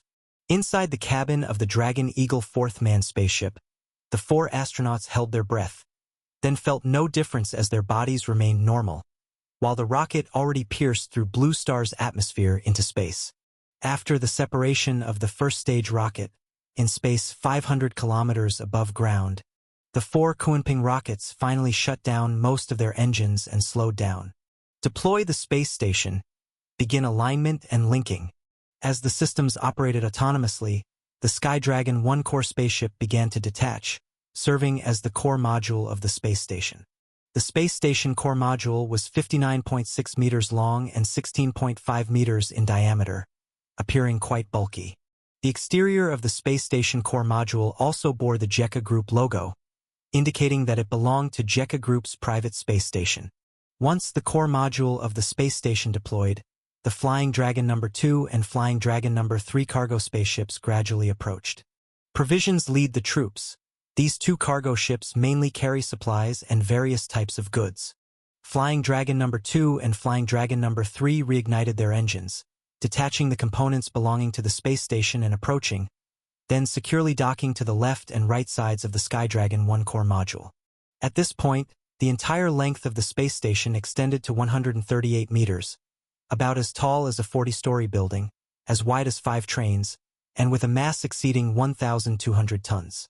As the cargo ships completed docking, over a dozen windows on the sides of the space station opened, extending biological wing surfaces that rapidly expanded to take on a mushroom-shaped formation. From a distance, it appeared in space as if a cluster of umbrella-shaped mushrooms had sprouted on a log. Finally, the Dragon Eagle 4th manned spaceship also confirmed the self-check of the space station was complete and the operations were normal, with engines ignited for close approach. Dragon Eagle fourth man spaceship preparing to dock. Docking now, biomechanical arms at work. Docking complete. In the cabin, Muyen Ken took a deep breath, unfastened his seatbelt, and his body immediately floated weightlessly as they had escaped Earth's gravitational pull and no longer had any weight. "I'm flying, Captain." Just as expected, the water has turned into spherical shapes. "This feels incredible. I feel like a fish swimming through the air." The other 3 crew members also experienced this novel sensation, adapting to this new form of weightless movement, looking as though they had never seen anything like it before. "All right, let's get down to business. Everyone is waiting for our good news." Muyen Ken gestured magnanimously, then grabbing the protruding handrails on the cabin walls, gently propelled his body forward. Arriving at the spaceship docking interface, Muyen Ken twisted the winch, and after confirming the internal environment of the space station was stable, he decisively opened the docking interface and led the 3 astronauts into the Jekka space station. In contrast to other congested space stations cluttered with exposed parts and various electrical cables, the Jekka Group space station was massively spacious, and in rooms extending up, down, left, and right, one could see biological tumors covering the walls. The people present were familiar with this, as both the biological armor and the Spider main battle mecha exhibited these biological tumors. Upon entering the core cabin, which primarily consisted of metallic frameworks and various instruments, it could accommodate astronauts performing various scientific experiments. When Muyen Ken reached the space station's communication console and connected the communication equipment, touching base with the ground rocket control center, he restrained his joy and excitement, maintaining a solemn expression, and slowly spoke, "Greetings to the peoples of the world. Greetings to all staff of Jekka Group. Greetings to the great leader Su. We are conquering space, and the status is good." This construction of the space station was broadcasted live to major global media by Jekka Group, and the words of Muyen Ken also reached the ears of hundreds of millions of listeners worldwide. Muyen Ken did not know how much impact his words would have as he proudly introduced, "Our Jekka space station is 165 meters long, 57 meters wide, 37 meters high, weighs 1630 tons, and has an internal volume of 3,280 cubic meters. Every piece of data revealed, particularly to the audience from the beautiful country watching the live broadcast, increased the shock in their hearts. Take the International Space Station, for example. It's only 73 meters long, weighs 419 tons, and has an internal volume of 916 cubic meters. Even so, it was a joint effort by multiple countries, and it took many years and several editions to achieve this scale. In contrast, Jekka Space Station was completed in one go, weighing 4 times that of the International Space Station, truly a giant of space. In the next 7 days, we will broadcast live daily from space, introducing everyone to life in space. After Muyen Ken finished his last sentence, he cut off the communication link because he had more important tasks to handle next. From the core module to the cargo hold of Flying Dragon 2, Muyen Ken met with his 3 astronaut teammates, and together they carefully opened the multi-layer sealed safe and took out a transparent glass bottle containing a drop of blood. The blood was dark red, very profound, and merely staring at it made the 4 of them feel evil thoughts wrap around them, generating all sorts of sick and insane ideas in their hearts. "Don't keep staring at it," Muyen Ken barked. The 3 astronauts quickly diverted their gaze, their hearts pounding, and when they looked at their bodies, they were frightened by the sight. The veins on their skin bulged like gnarled tree roots, making them suspect that if they had looked any longer, their blood vessels would have burst open. "Captain, is this the secret experiment you spoke of? What exactly is this blood?" "Yes, just now. The blood in my body was flowing in reverse. Such a terrifying thing. Why did just looking at it almost kill us?" The 3 astronauts looked at each other in astonishment. They knew that Captain Muyen Ken was assigned a secret experiment, personally ordered by Commander Su, but they didn't expect it to be this terrifying right from the start. "Don't ask about things you shouldn't know. Just follow my lead and proceed with the experiment. You must be extremely cautious, as the danger this blood poses is beyond imagination," Muyen Ken solemnly warned. Then, after taking safety measures, he transferred the blood to an experimental apparatus to start the experiment. As the bottle was opened, a faint glow emerged on its surface as if some seal had been broken, and the blood flowed out silently. Once out of the bottle, the drop of blood dramatically expanded to the size of a basketball, exuding a sinister aura that had the men swallowing nervously, a feeling of unease sprouting within them. Logically, due to the lack of gravity in space, liquids would float and form a spherical shape. However, this blood acted differently. In space, it floated and twisted, morphing into a slightly fierce human face. Mu Yenken looked closely and thought it looked familiar. Felt very much like Sujie. He quickly shook his head, stopping that offensive thought. Bang! Suddenly, the blood burst apart, splitting into 4 streams, shooting straight towards them, aiming for their eye sockets. Be careful! The 4 of them quickly moved back, Mu Yenken's arms in front, his arms thickening with a layer of bone armor forming a shield. The bone armor, capable of defending against a 20mm machine gun, however, could not stop the blood for even a second. It was penetrated in the blink of an eye. Although it was unclear what would happen if the blood entered the body, it certainly did not look promising. At the critical moment, Mu Yenken shook a bell he had been holding in his left hand, which had been personally handed to him by Sujie just before going into space. Following the bell's clear sound, the blood immediately started swaying back and forth like a drunk, eventually miraculously settling down. Phew!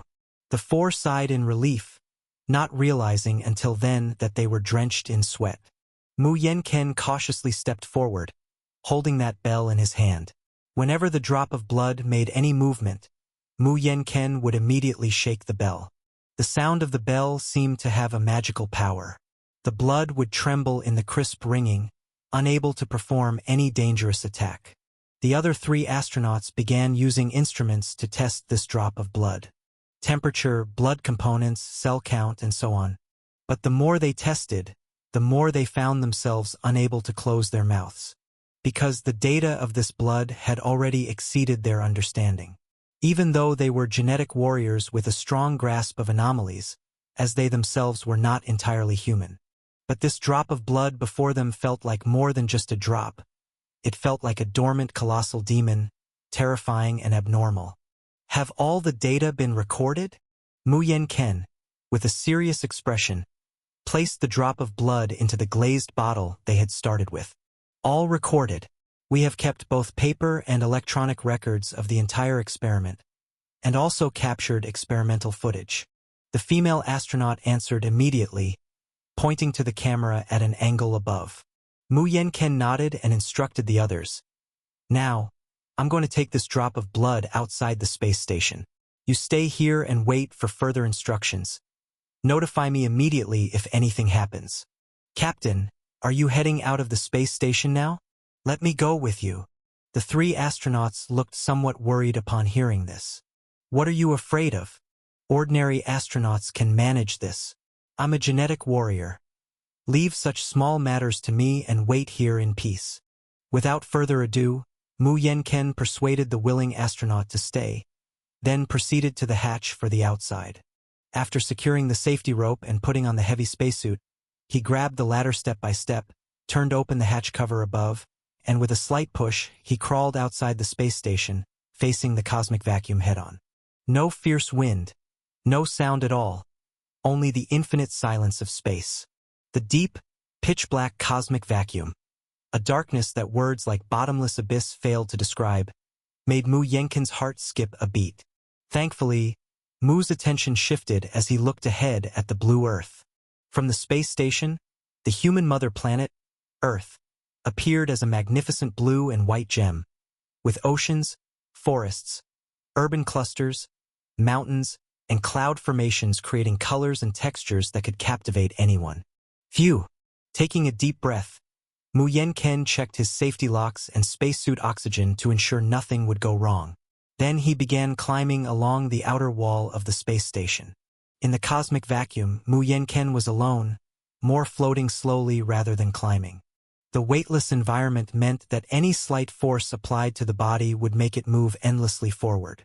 If he accidentally detached from the space station, if the safety rope came off, he would be lost in the emptiness forever, like a grain of sand sinking into an unending ocean, never to find the way home again.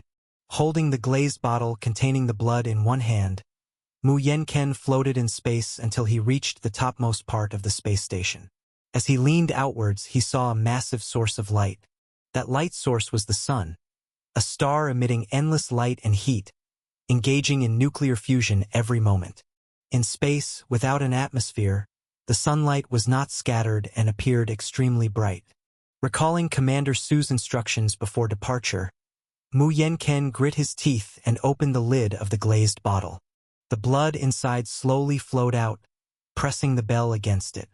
In an instant, the drop of blood acted like a monstrous creature, swiftly wrapping around the bell.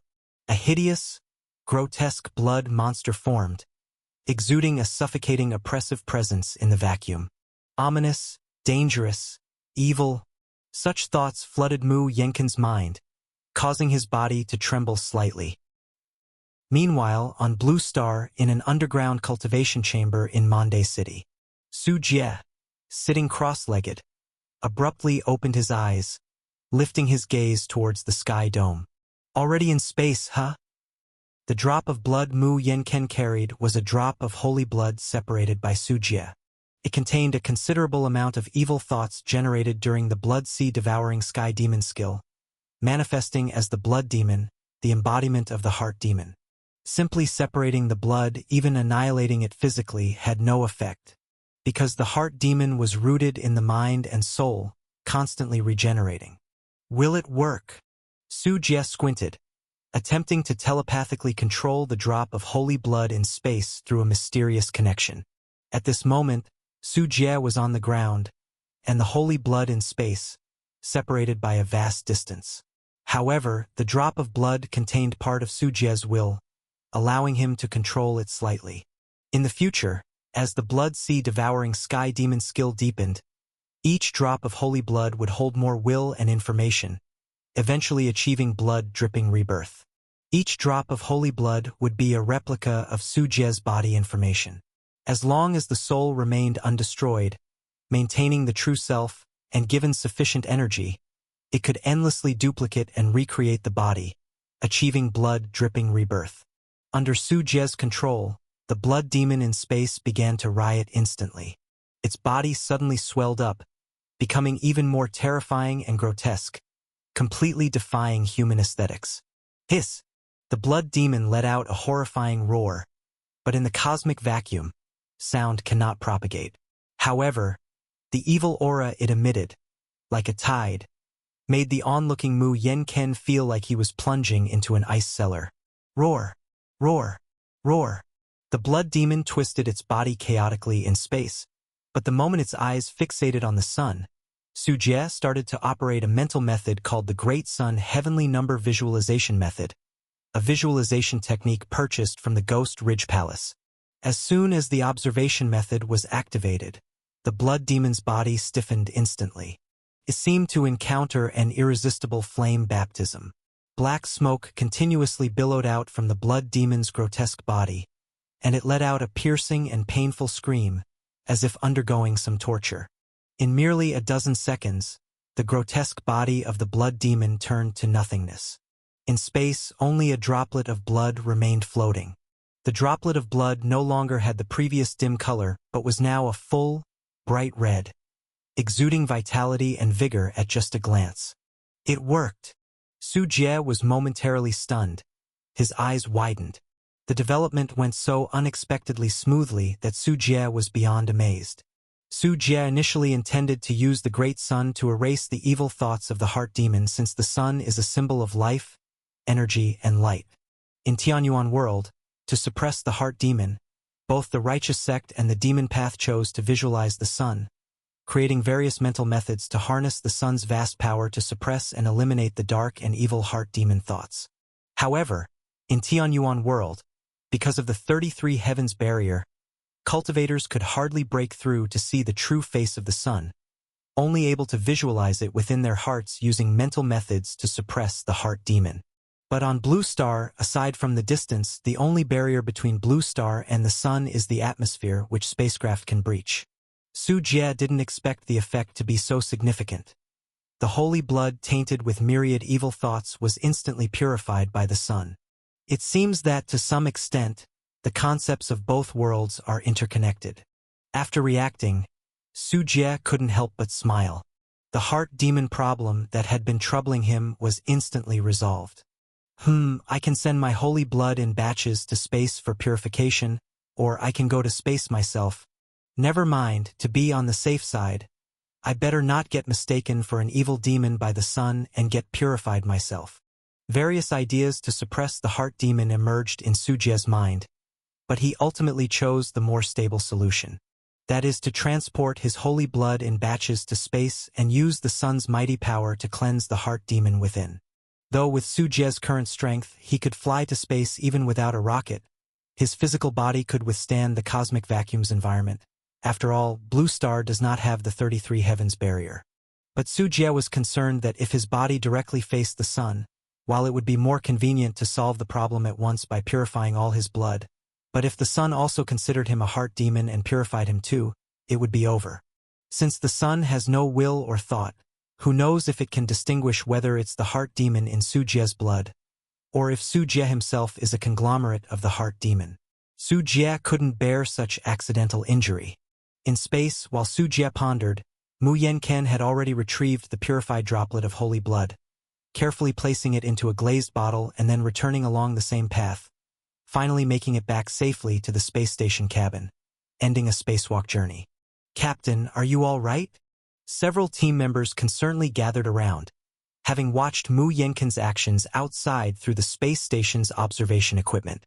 "I'm fine." Commander Su's plan was a success. Mu Yenken's face lit up with a joyous smile. Without worrying about his safety, he was immensely relieved that he had completed the important task assigned by Commander Su. Looking at the drop of pure blood in the glazed bottle, Mu Yenken revealed a satisfied smile. 3 months later, the JECA space station was continuously conducting various tests, rendezvous and docking, transposition and berthing, crew residence, astronaut egress, and space science experiments. Every day, astronauts aboard the JECA space station live-streamed to show the outside world their life there. Among these, the audience was most attracted to the live broadcasts of Mu Yenken and 3 other astronauts, who had opened a garden of 100 square meters in the space station, planting various common vegetables and fruits like rice, peppers, strawberries, Chinese cabbage, beans, sweet potatoes, and more, recording their germination and growth. They even brought some live insects like little bees, which flew around the garden to pollinate. The harvested vegetables were sampled by the astronauts, and the rest were transported back to Blue Star with the transfer and docking rockets. Some of these space-grown vegetables were given to individuals who had made outstanding contributions to the JECA group, such as soldiers who had made meritorious deeds. Some space-grown vegetables were auctioned by the JECA group, allowing everyone to enjoy the fruits of conquering space together. After entering the auction house, these vegetables stirred a buying frenzy among various wealthy individuals, with the price per pound being counted in the tens of thousands, earning the title of genuine, sky-high vegetables. On the internet and social media platforms, the JECA Group space station has also caused quite a stir. I would call them the strongest in the vegetable-growing world. They even grow vegetables in space. They really know how to play. Who said farmers have no status? Look at the space farmers. Their vegetables are sold at the price of gold. The JECA Group has pointed out a new direction for the future of agriculture. They are even growing rice. As expected, Asians can't live without rice. Oh my crab! I also want to taste space vegetables. It feels like eating them could prolong life, but unfortunately, I can't afford them. I'm a high school student. Can the JECA Group send me 2 pounds of space vegetables? The JECA Group is preparing for lunar colonization. Their space vegetable cultivation is to solve logistical problems for this purpose. We must be vigilant. The moon belongs to all humanity. The JECA Group shouldn't dream of monopolizing it. Online, netizens were leaving comments under the official account of the JECA Group. On a national level, The actions of the Jekka group were viewed with immense jealousy and resentment by the beautiful country and other European and American countries. Their International Space Station, because of its limited volume, feels cramped even with its limited space.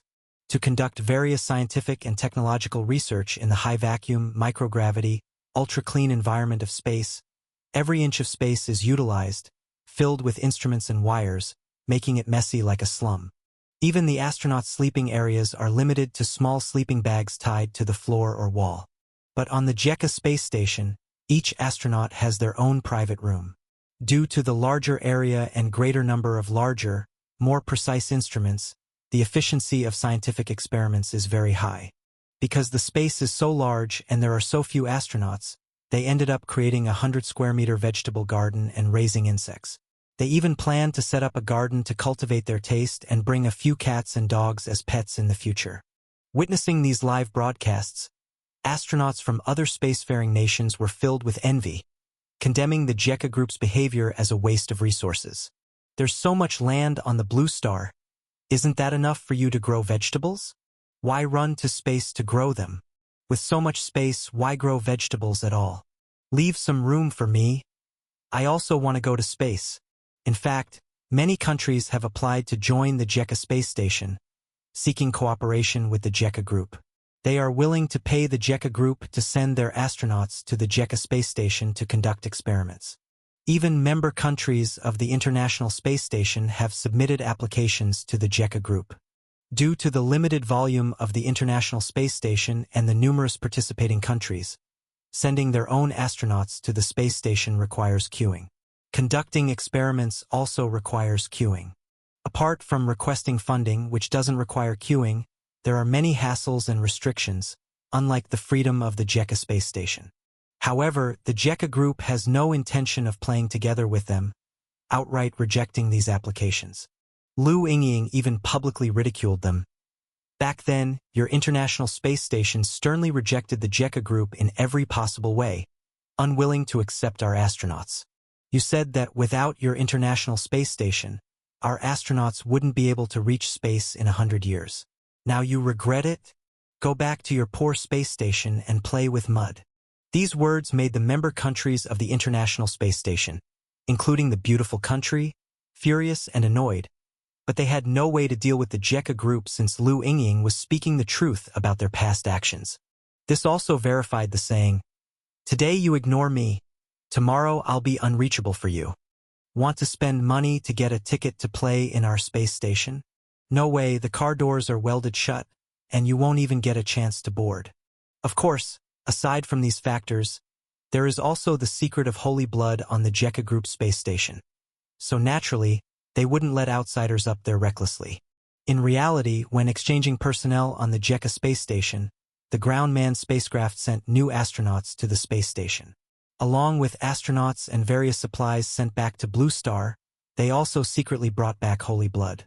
Overall, with the smooth operation of the Jekka space station, it has become the largest human space station, shocking people worldwide. The Jekka group, a latecomer, caught up and surpassed the achievements of the International Space Station in just 1 year. Anyone who witnessed this had to give a thumbs up. In the space race against the beautiful country, the establishment of the Jekka space station has allowed the Jekka group to gradually lead the way in this competition. Monday City, in the underground cultivation room.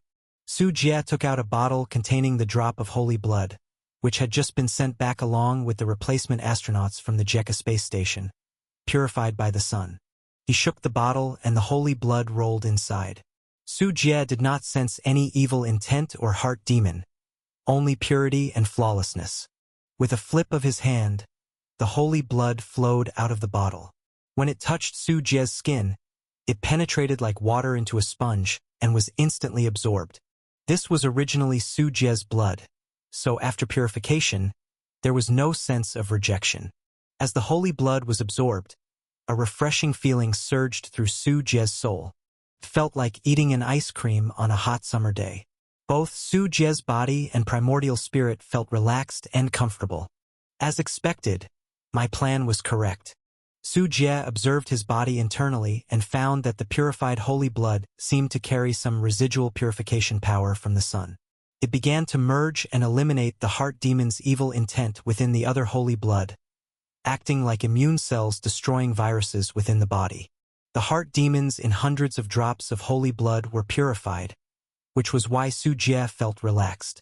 Due to the heart demon, Su Jie had spent most of his time recently in the underground cultivation room, fearing that he might lose control and harm people indiscriminately. Now, there are no more concerns in cultivating the blood sea devouring sky demon skill. Su Jie's mouth curved into a smile. Nothing now could prevent him from embracing the blood sea devouring sky demon skill. This technique was indeed his supreme path. Su Jie stood up and walked outside. Next, I need more blood. It's time to open up the overseas blood supply channels. Beautiful country, California, Polak prison. This is a private prison. In the liberal, beautiful country, everything can be privatized, including prisons. Private prisons in the beautiful country have been on the rise for decades because the number of prisoners in the beautiful country is too large. This country, which accounts for only 5% of the world's population, houses 25% of the world's prisoners, making it number 1 in the world. Hence, private prisons have emerged, becoming a lucrative business that can go public and generate annual revenues of tens of millions, attracting much capital involvement. Polak Prison, part of the leading private prison enterprise CCA Group, is also the largest prison of CCA. Currently, CCA Group has established prisons across the beautiful country, housing as many as hundreds of thousands of prisoners. The company was even selected by Forbes magazine as one of the 400 best big companies in the beautiful country in 2007. However, despite being under the leading enterprise CCA, the lives of prisoners here are far from matching the treatment and reputation of this large company. Behind the thick gates and multiple layers of barbed wire, high-intensity labor is in progress. It is no different from a factory, with machines running everywhere and assembly lines in full swing. White, black, and Latin prisoners are working like ordinary laborers. The only difference between them and ordinary workers in the beautiful country is that there are no labor unions. No strikes, no insurance or social security payments required here. Compared to the high labor costs of other factories, this factory is practically a gold mine with zero labor costs. At this moment, the temperature here is over 30 degrees due to the hot weather. There is no air conditioning, not even a ceiling fan. All the prisoners are drenched in sweat and clothes soaked. They are more like tireless slaves on a production line than prisoners. It's mealtime. At noon, the guards banged their batons on the iron doors, creating a loud noise. The scene immediately became agitated. Crowds of prisoners scrambled, cursed, argued, and even fought to get to the canteen first. The guards present were accustomed to this, leisurely smoking and pointing, laughing at the scene like it was monkey play. They're not afraid of the prisoners causing trouble. The batons in their hands and the guns at their waists aren't for show. If the prisoners don't work well, they have their ways to deal with them. If they still don't obey, forced suicide will be their only option. In the canteen, the food entirely reflects the capitalists' precise cost control. The bread and hamburgers show signs of being nibbled by rats, the meat is spoiled, and the vegetables have bugs in them, but that's no big deal. Everything is aimed at minimizing costs. As long as it doesn't kill the prisoners, it's acceptable. The prisoners wolf down the food at the dining tables. Of course, not everyone eats so badly. A part of the prisoners eat much better: sausages, cola, salads, roast chicken, and so on. This private prison has always been a heaven for the rich and a hell for the poor.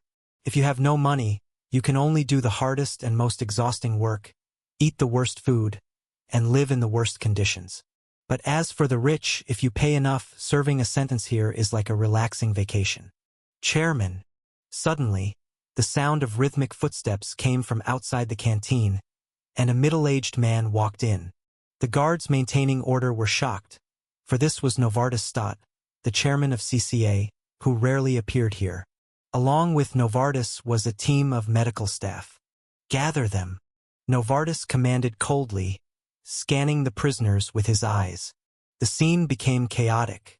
Under the guards' beatings, the prisoners, begrudgingly, put down their food and lined up reluctantly in front of Novartis. Those whose names are called come for blood extraction.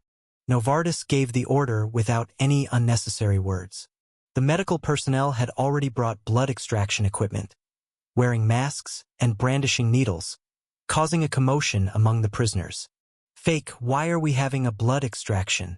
What good reason do we have to draw blood? Why draw blood? I'm not sick. You can't do this to me.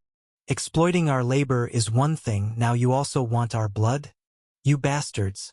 I'm going to report you to the authorities. No wonder we had a health check yesterday. You've been plotting this all along. Such a forced blood draw order immediately aroused resistance among the prisoners. They're already criminals, most of them with rebellious natures, certainly not willing to give their blood for nothing. Do I need to teach you how to do your job? Cold-eyed, Novartis glanced at the guard, who shivered and hurriedly shouted, "Can't you understand what you're told? Do as you're instructed.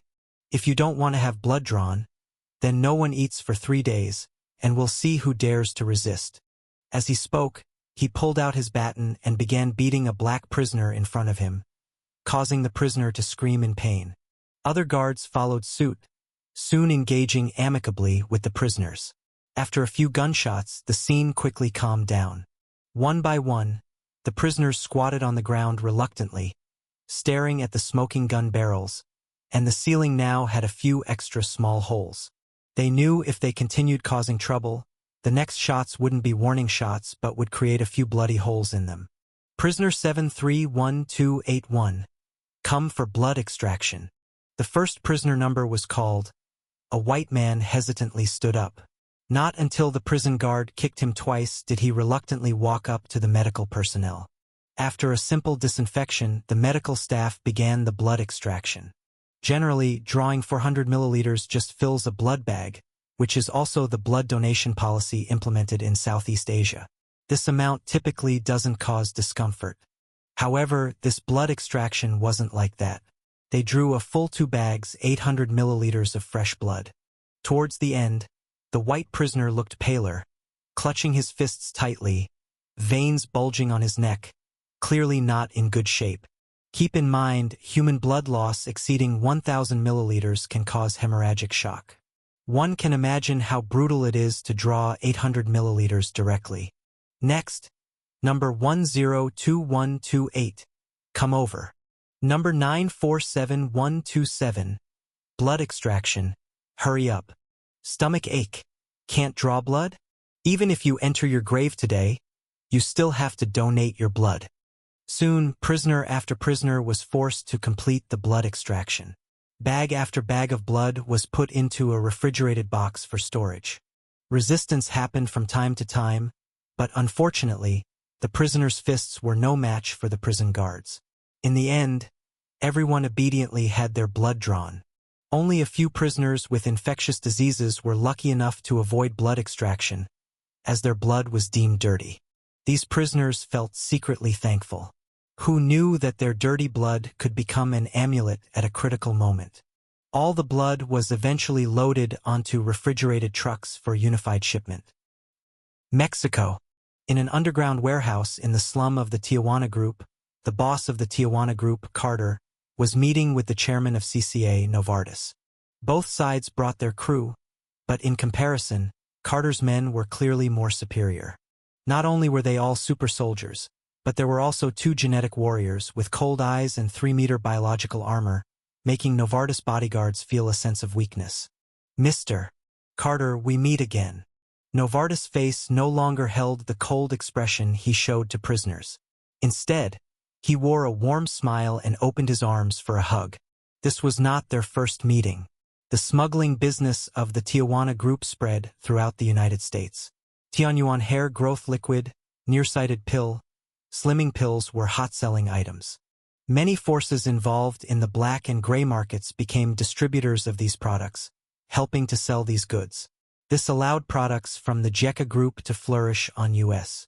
soil, unable to be banned. Let's see the goods first. This is the first blood transaction. Novartis, don't mess me up with some dirty blood, or don't blame me for being merciless. Carter's gaze turned to the refrigerated trucks brought by Novartis, his attitude not very enthusiastic. Although Carter's attitude was lukewarm, Novartis didn't show any dissatisfaction, nor did he dare to. He still wanted to continue distributing goods from the Tijuana Group. The profit margins from products like hair growth liquid were high, the risks low, making it more lucrative than running private prisons. Even though Novartis private prisons held tens of thousands of prisoners with occupancy rates over 80%, ensuring steady gains, compared to distributing hair growth liquid, nearsighted pills, and slimming pills, the income was still lesser. Only opium could match the profit. As a clear seller's market, Novartis naturally didn't dare offend Carter. "Of course, Mr. Carter, you know me. I do business with utmost integrity. All the blood was drawn after health checks, absolutely no problem. You can have your people check it." Novartis thunderously patted his chest, then turned and waved to his men. As the refrigerated trucks were opened, what greeted their eyes were rows upon rows of blood bags, densely packed. "Go up and check the quality," Carter ordered. A team of doctors stepped forward, setting up various instruments for on-site sampling and testing. "Mr. Carter, about the payment." Novartis rubbed his hands, his eyes burning with anticipation. "If the goods are fine, you will get your payment. Do you still doubt the credibility of the Tijuana Group?" Carter glanced at Novartis, his imposing presence enough to startle the black-hearted capitalist. "Of course not, the Tijuana Group has never made a mistake. It's just that the scrutiny within the U.S. is stringent right now, and our previous payment channels were abandoned. We need to find a new safe intermediary route. Minor issue, our money can be ready anytime. How to launder it is your own business." Carter casually chatted with Novartis, watching the blood testing in progress. After a while, one of the testing doctors nodded to Carter, saying, "Boss, the cargo's perfect. The quality is excellent." Carter nodded slightly, just about to speak. Suddenly, one of the genetic warriors standing behind Carter moved, lunging forward with a side kick. Novartis guard was just about to pull out a mini submachine gun and fire at Carter. But the genetic warrior moved faster. His kick sliced through the air, severing half of the guard's body. The top half hit the wall heavily, splattering blood and flesh on the surrounding guards. But that wasn't all. The next second, the genetic warrior shielded Carter, protecting him by continuously rolling. Soon after, a bullet shot past. It was from a sniper rifle, an anti-material sniper rifle. If it weren't for the protection of the genetic warriors, Carter would definitely already be dead. Another genetic warrior, at this moment, climbed swiftly on the wall like a gecko, dodging all the bullets shot at him. The sudden turn of events caused chaos at the scene, and Novartis's face turned ashen. He screamed, "It's not my fault. It wasn't me." Each super soldier on site raised their guns, and various heavy weapons were also aimed. In the tense standoff that lasted less than 10 seconds, the charging genetic warrior returned, with a huge and hideous tail extending from the biological armor, coiling tightly around a man's neck, dragging him onto the ground, capturing him alive. The attackers should be from the CIA. The genetic warrior, holding the anti-material sniper rifle that was used as the murder weapon in one hand, lifted Novartis by his neck with the other hand like he was a chick. Novartis was scared out of his wits and screamed, "I'm innocent. It really has nothing to do with me. I didn't know there were CIA infiltrators among my people. I am so rich and haven't fully enjoyed my good life yet. How could I be a spy for the CIA?" At this moment, Novartis was on the verge of collapsing, tearless in his despair. He never expected to be entangled in such a matter. A perfectly good deal went wrong, and this assassination had nothing to do with him. Who wouldn't know the background of the Tijuana Group? These are truly ruthless people, daring to smuggle at the border and play war games with the beautiful country's anti-smuggling teams, often deploying helicopters, armored vehicles, tanks, and super soldiers, making the beautiful country's anti-smuggling troops very distressed. And behind Tijuana stood the Jekka Group, the overlord of Southeast Asia, whose boss is known as the Emperor of Southeast Asia, a ruthless man among ruthless men. He's not foolish. Why would he provoke them? Even 100 lives would not be enough. The bodyguards brought by Novartis, seeing their boss captured, did not dare to move at all.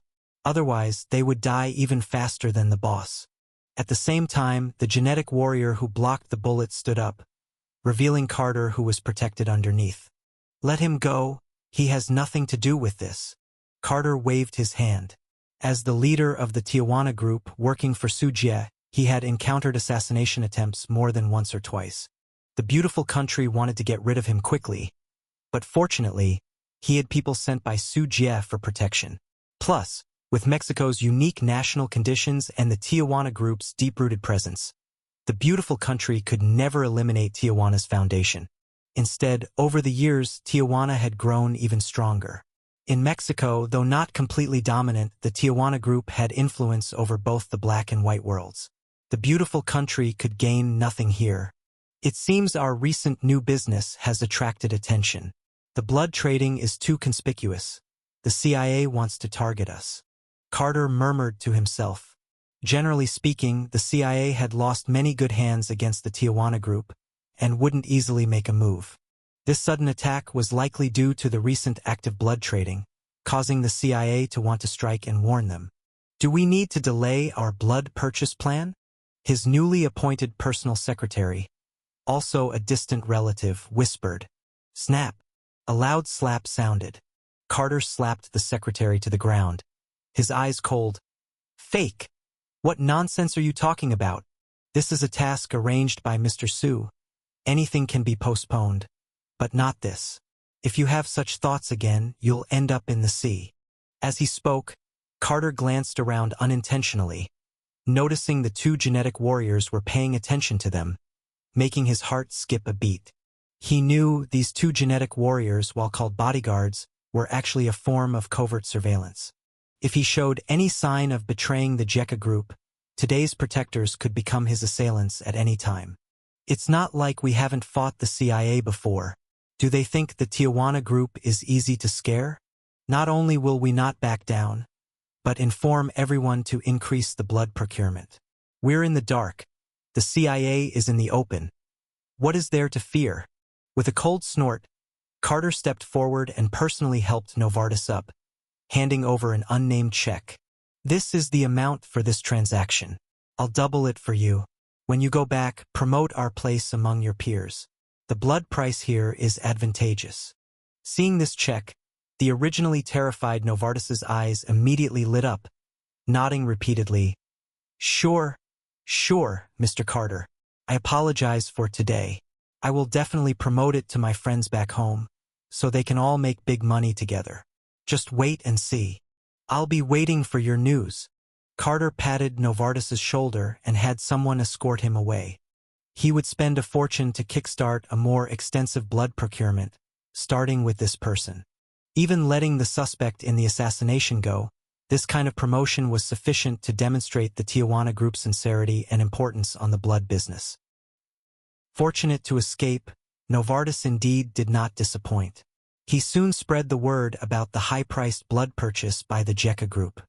Novartis himself further spread the news about blood extraction throughout the prisons under the CCA. To be precise, it wasn't just CCA's prisons. Private prisons across the beautiful country were engaging in large-scale blood extractions. Even in official prisons, many were secretly doing the same.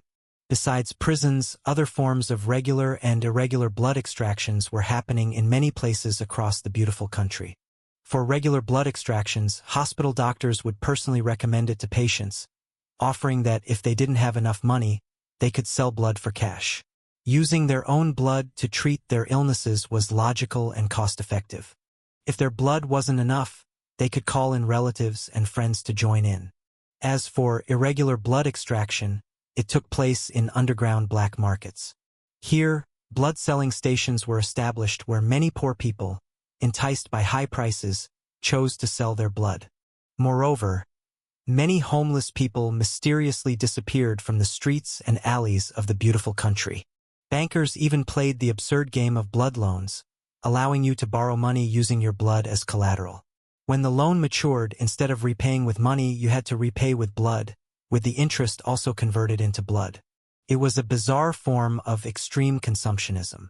The blood-buying campaign by the Jekka group is overwhelming, spreading not just in the beautiful country but globally as well. Out of the 197 countries in the world, Those ranked below 70 in terms of monthly per capita income already have a monthly income of less than $500. As for the JECA Group's external blood selling quotations, considering the added costs like transportation, the recent price has risen, with the cost of 1 milliliter of fresh blood fluctuating between $1.2 and $1.3. A person selling 400 milliliters of fresh blood would make about $500, which exceeds the monthly income of people in many countries. Not to mention those low-income countries in Asia, Africa, and Latin America, where many ordinary people struggle to even fill their stomachs. And now, by just selling blood, they can earn nearly $500, which is an astonishing thing. Of course, through layer upon layer of exploitation, most blood donors do not get this price, with some getting less than half. Even so, many poor people still flock to it. In countries where the annual income is only a few $100, like Liberia, nearly 90% of the population is on the brink of poverty, with a per capita GDP of only a few $100, and most citizens living on less than $1.5 a day. Donating blood once allows them to earn half a year's income. Therefore, when this news reached the local area, the scene was incredibly shocking. There were crowds of poor people applying to donate blood, like zombies released from their cages. In this world, there are too many poor people. For a few $100s of blood money, there is no need for any coercion. Poor people rush to sign up to donate blood for fear that if they are late, they will miss out on the chance. The enthusiastic behavior of people from impoverished areas towards donating blood also signifies extremely rich profits.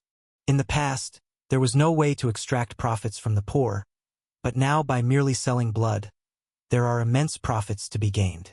As a result, this industry artificial created by JECA Group is also referred to as the blood gold industry, signifying the wealth contained in the blood. JECA Group has invested trillions of dollars into this, so the quantity of the collected fresh blood is naturally terrifyingly large. A lot of fresh blood is transported from all over the world to the JECA Group located in Southeast Asia. Some of these blood come from African black people, some from Latin America, and some from Europe and America. Capital will enter any profitable industry, let alone a massive industry worth trillions of dollars annually. With such a huge flow of funds, related upstream and downstream organizations were born accordingly, including blood trafficking intermediaries, transport vehicles, smuggling channels, blood black markets, and so on. In places where the influence and power of JECA Group cannot reach, there is capital to help JECA Group complete the acquisition and transportation of blood. Blood development companies are established one after another, and even multinational blood companies are developing rapidly.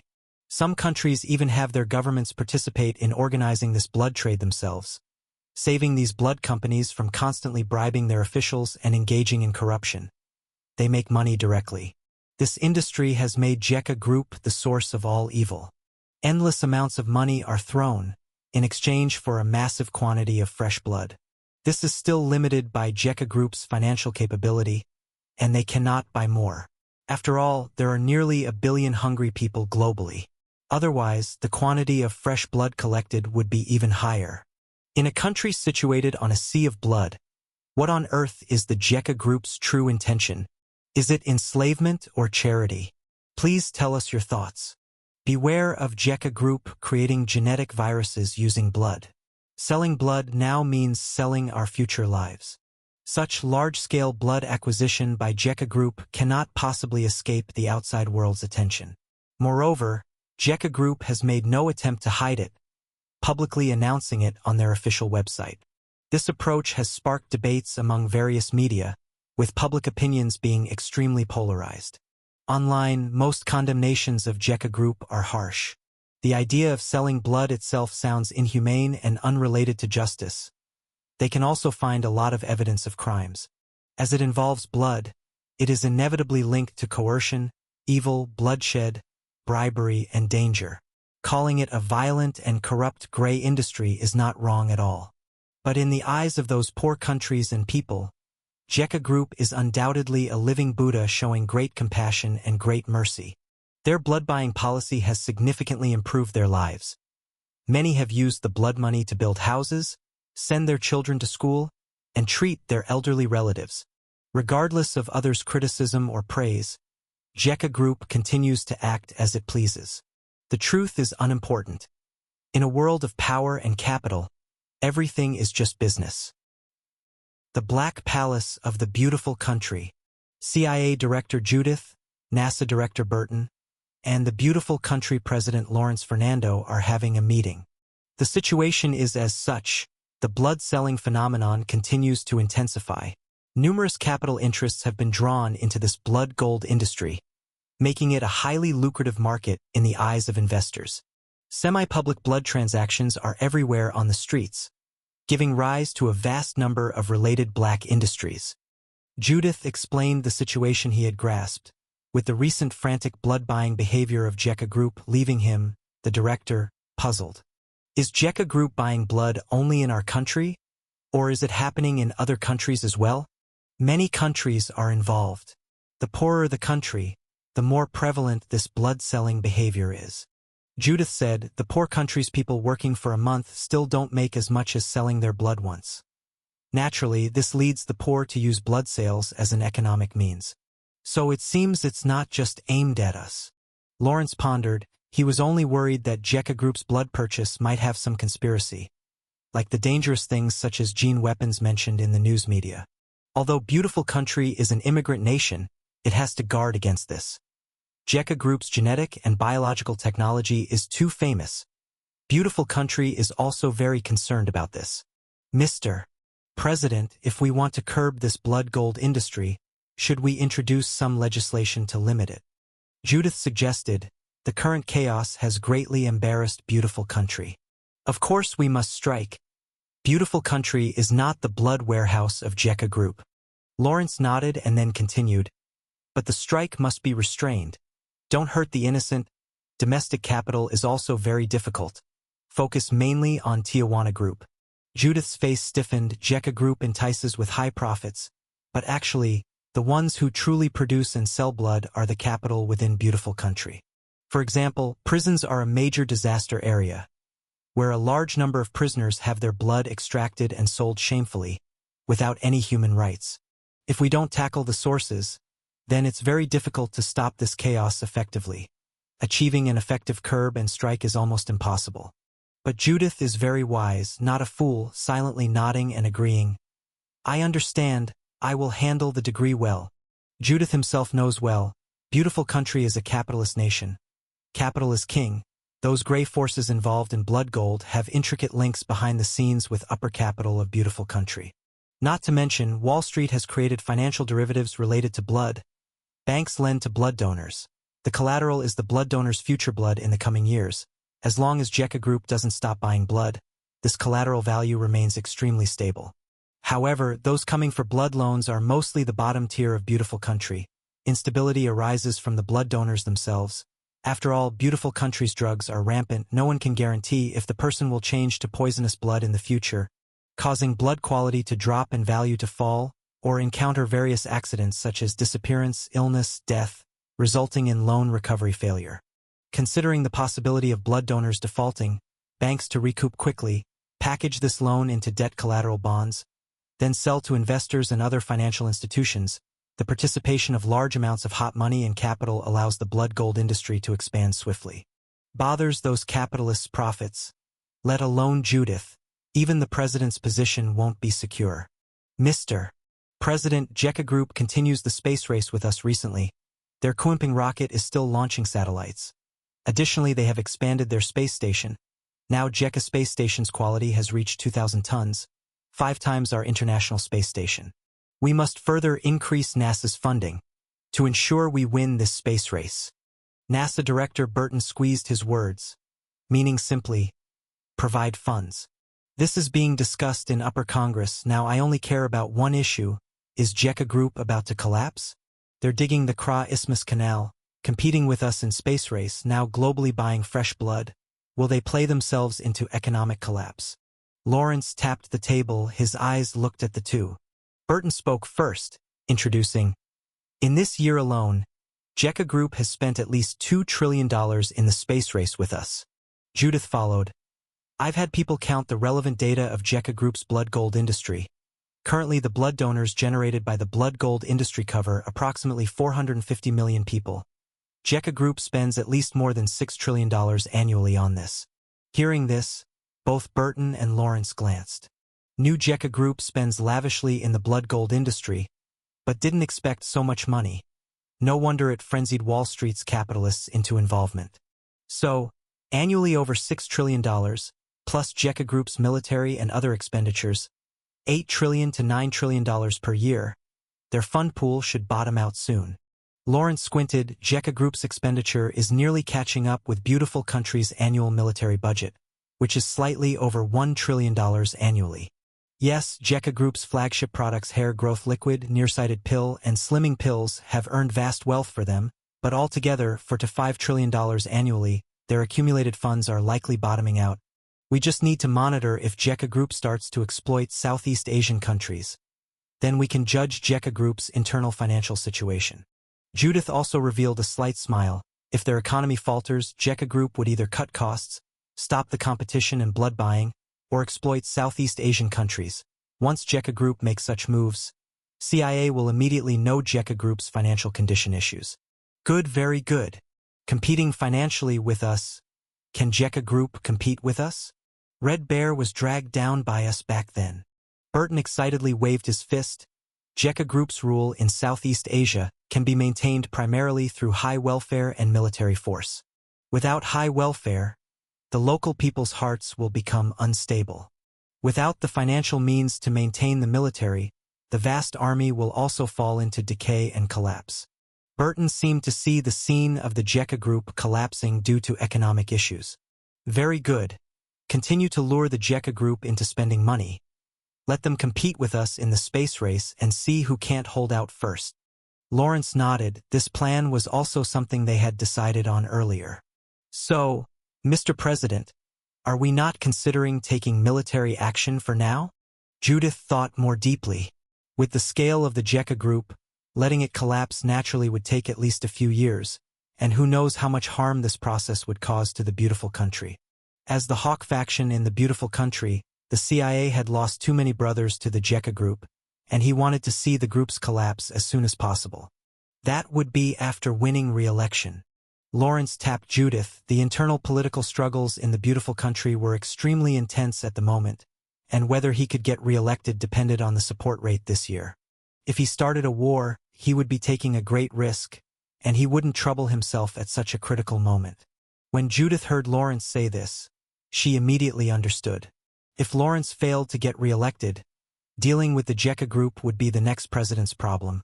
Whether it would be war or peace, it would have nothing to do with him.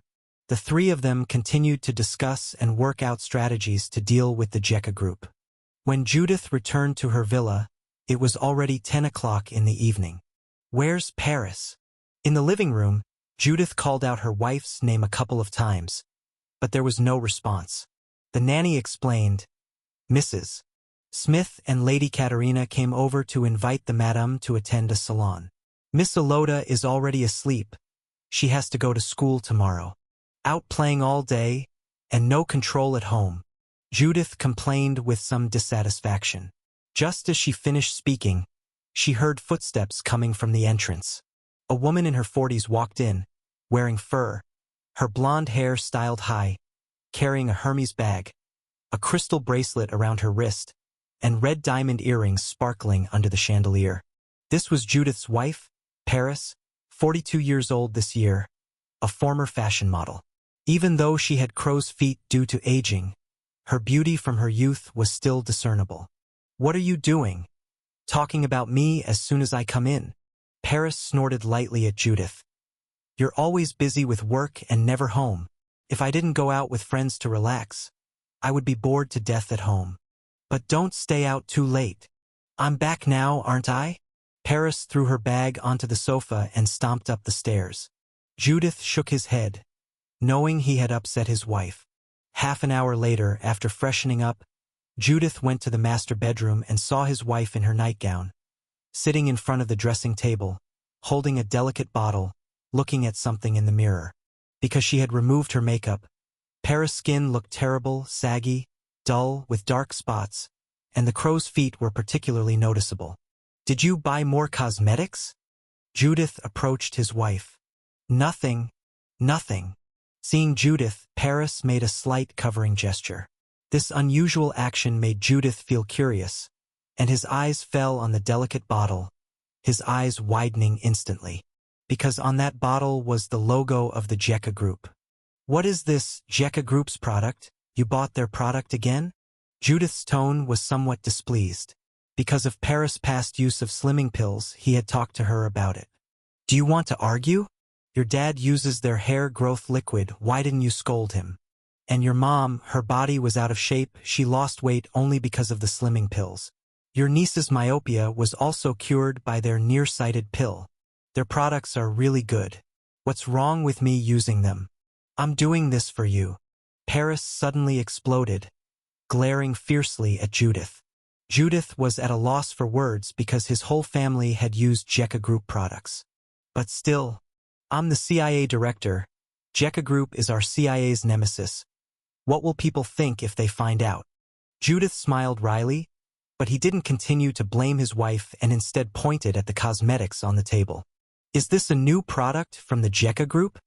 Paris picked up the bottle, her eyes gleaming with excitement. This is called Tianyuan Whitening Liquid, a new cosmetic product launched by the Jekka Group that supposedly solves all skin problems, making people 10 times more beautiful and 10 years younger. This product is currently in the trial phase with only a few available. I got one through Darling's Connections, and it cost $2.99 million. How much? Judith doubted he heard the number correctly. He knew Darling. She was a very wealthy lady with a family company worth hundreds of billions. Judith himself was also well off with a high income and some side income, his net worth being several tens of millions of US dollars, which is why Paris could spend $2.99 million US on Tianyuan Whitening Liquid. Paris got more and more excited. $2.99 million? And this isn't even the top grade. The most advanced Tianyuan Whitening Liquid sells for $12.99 million. Darling uses that one. Oh my God. You have no idea how outrageous the effect is. She looks like she's 20 years younger. Unfortunately, I don't have that much money. Otherwise, I would have bought that too.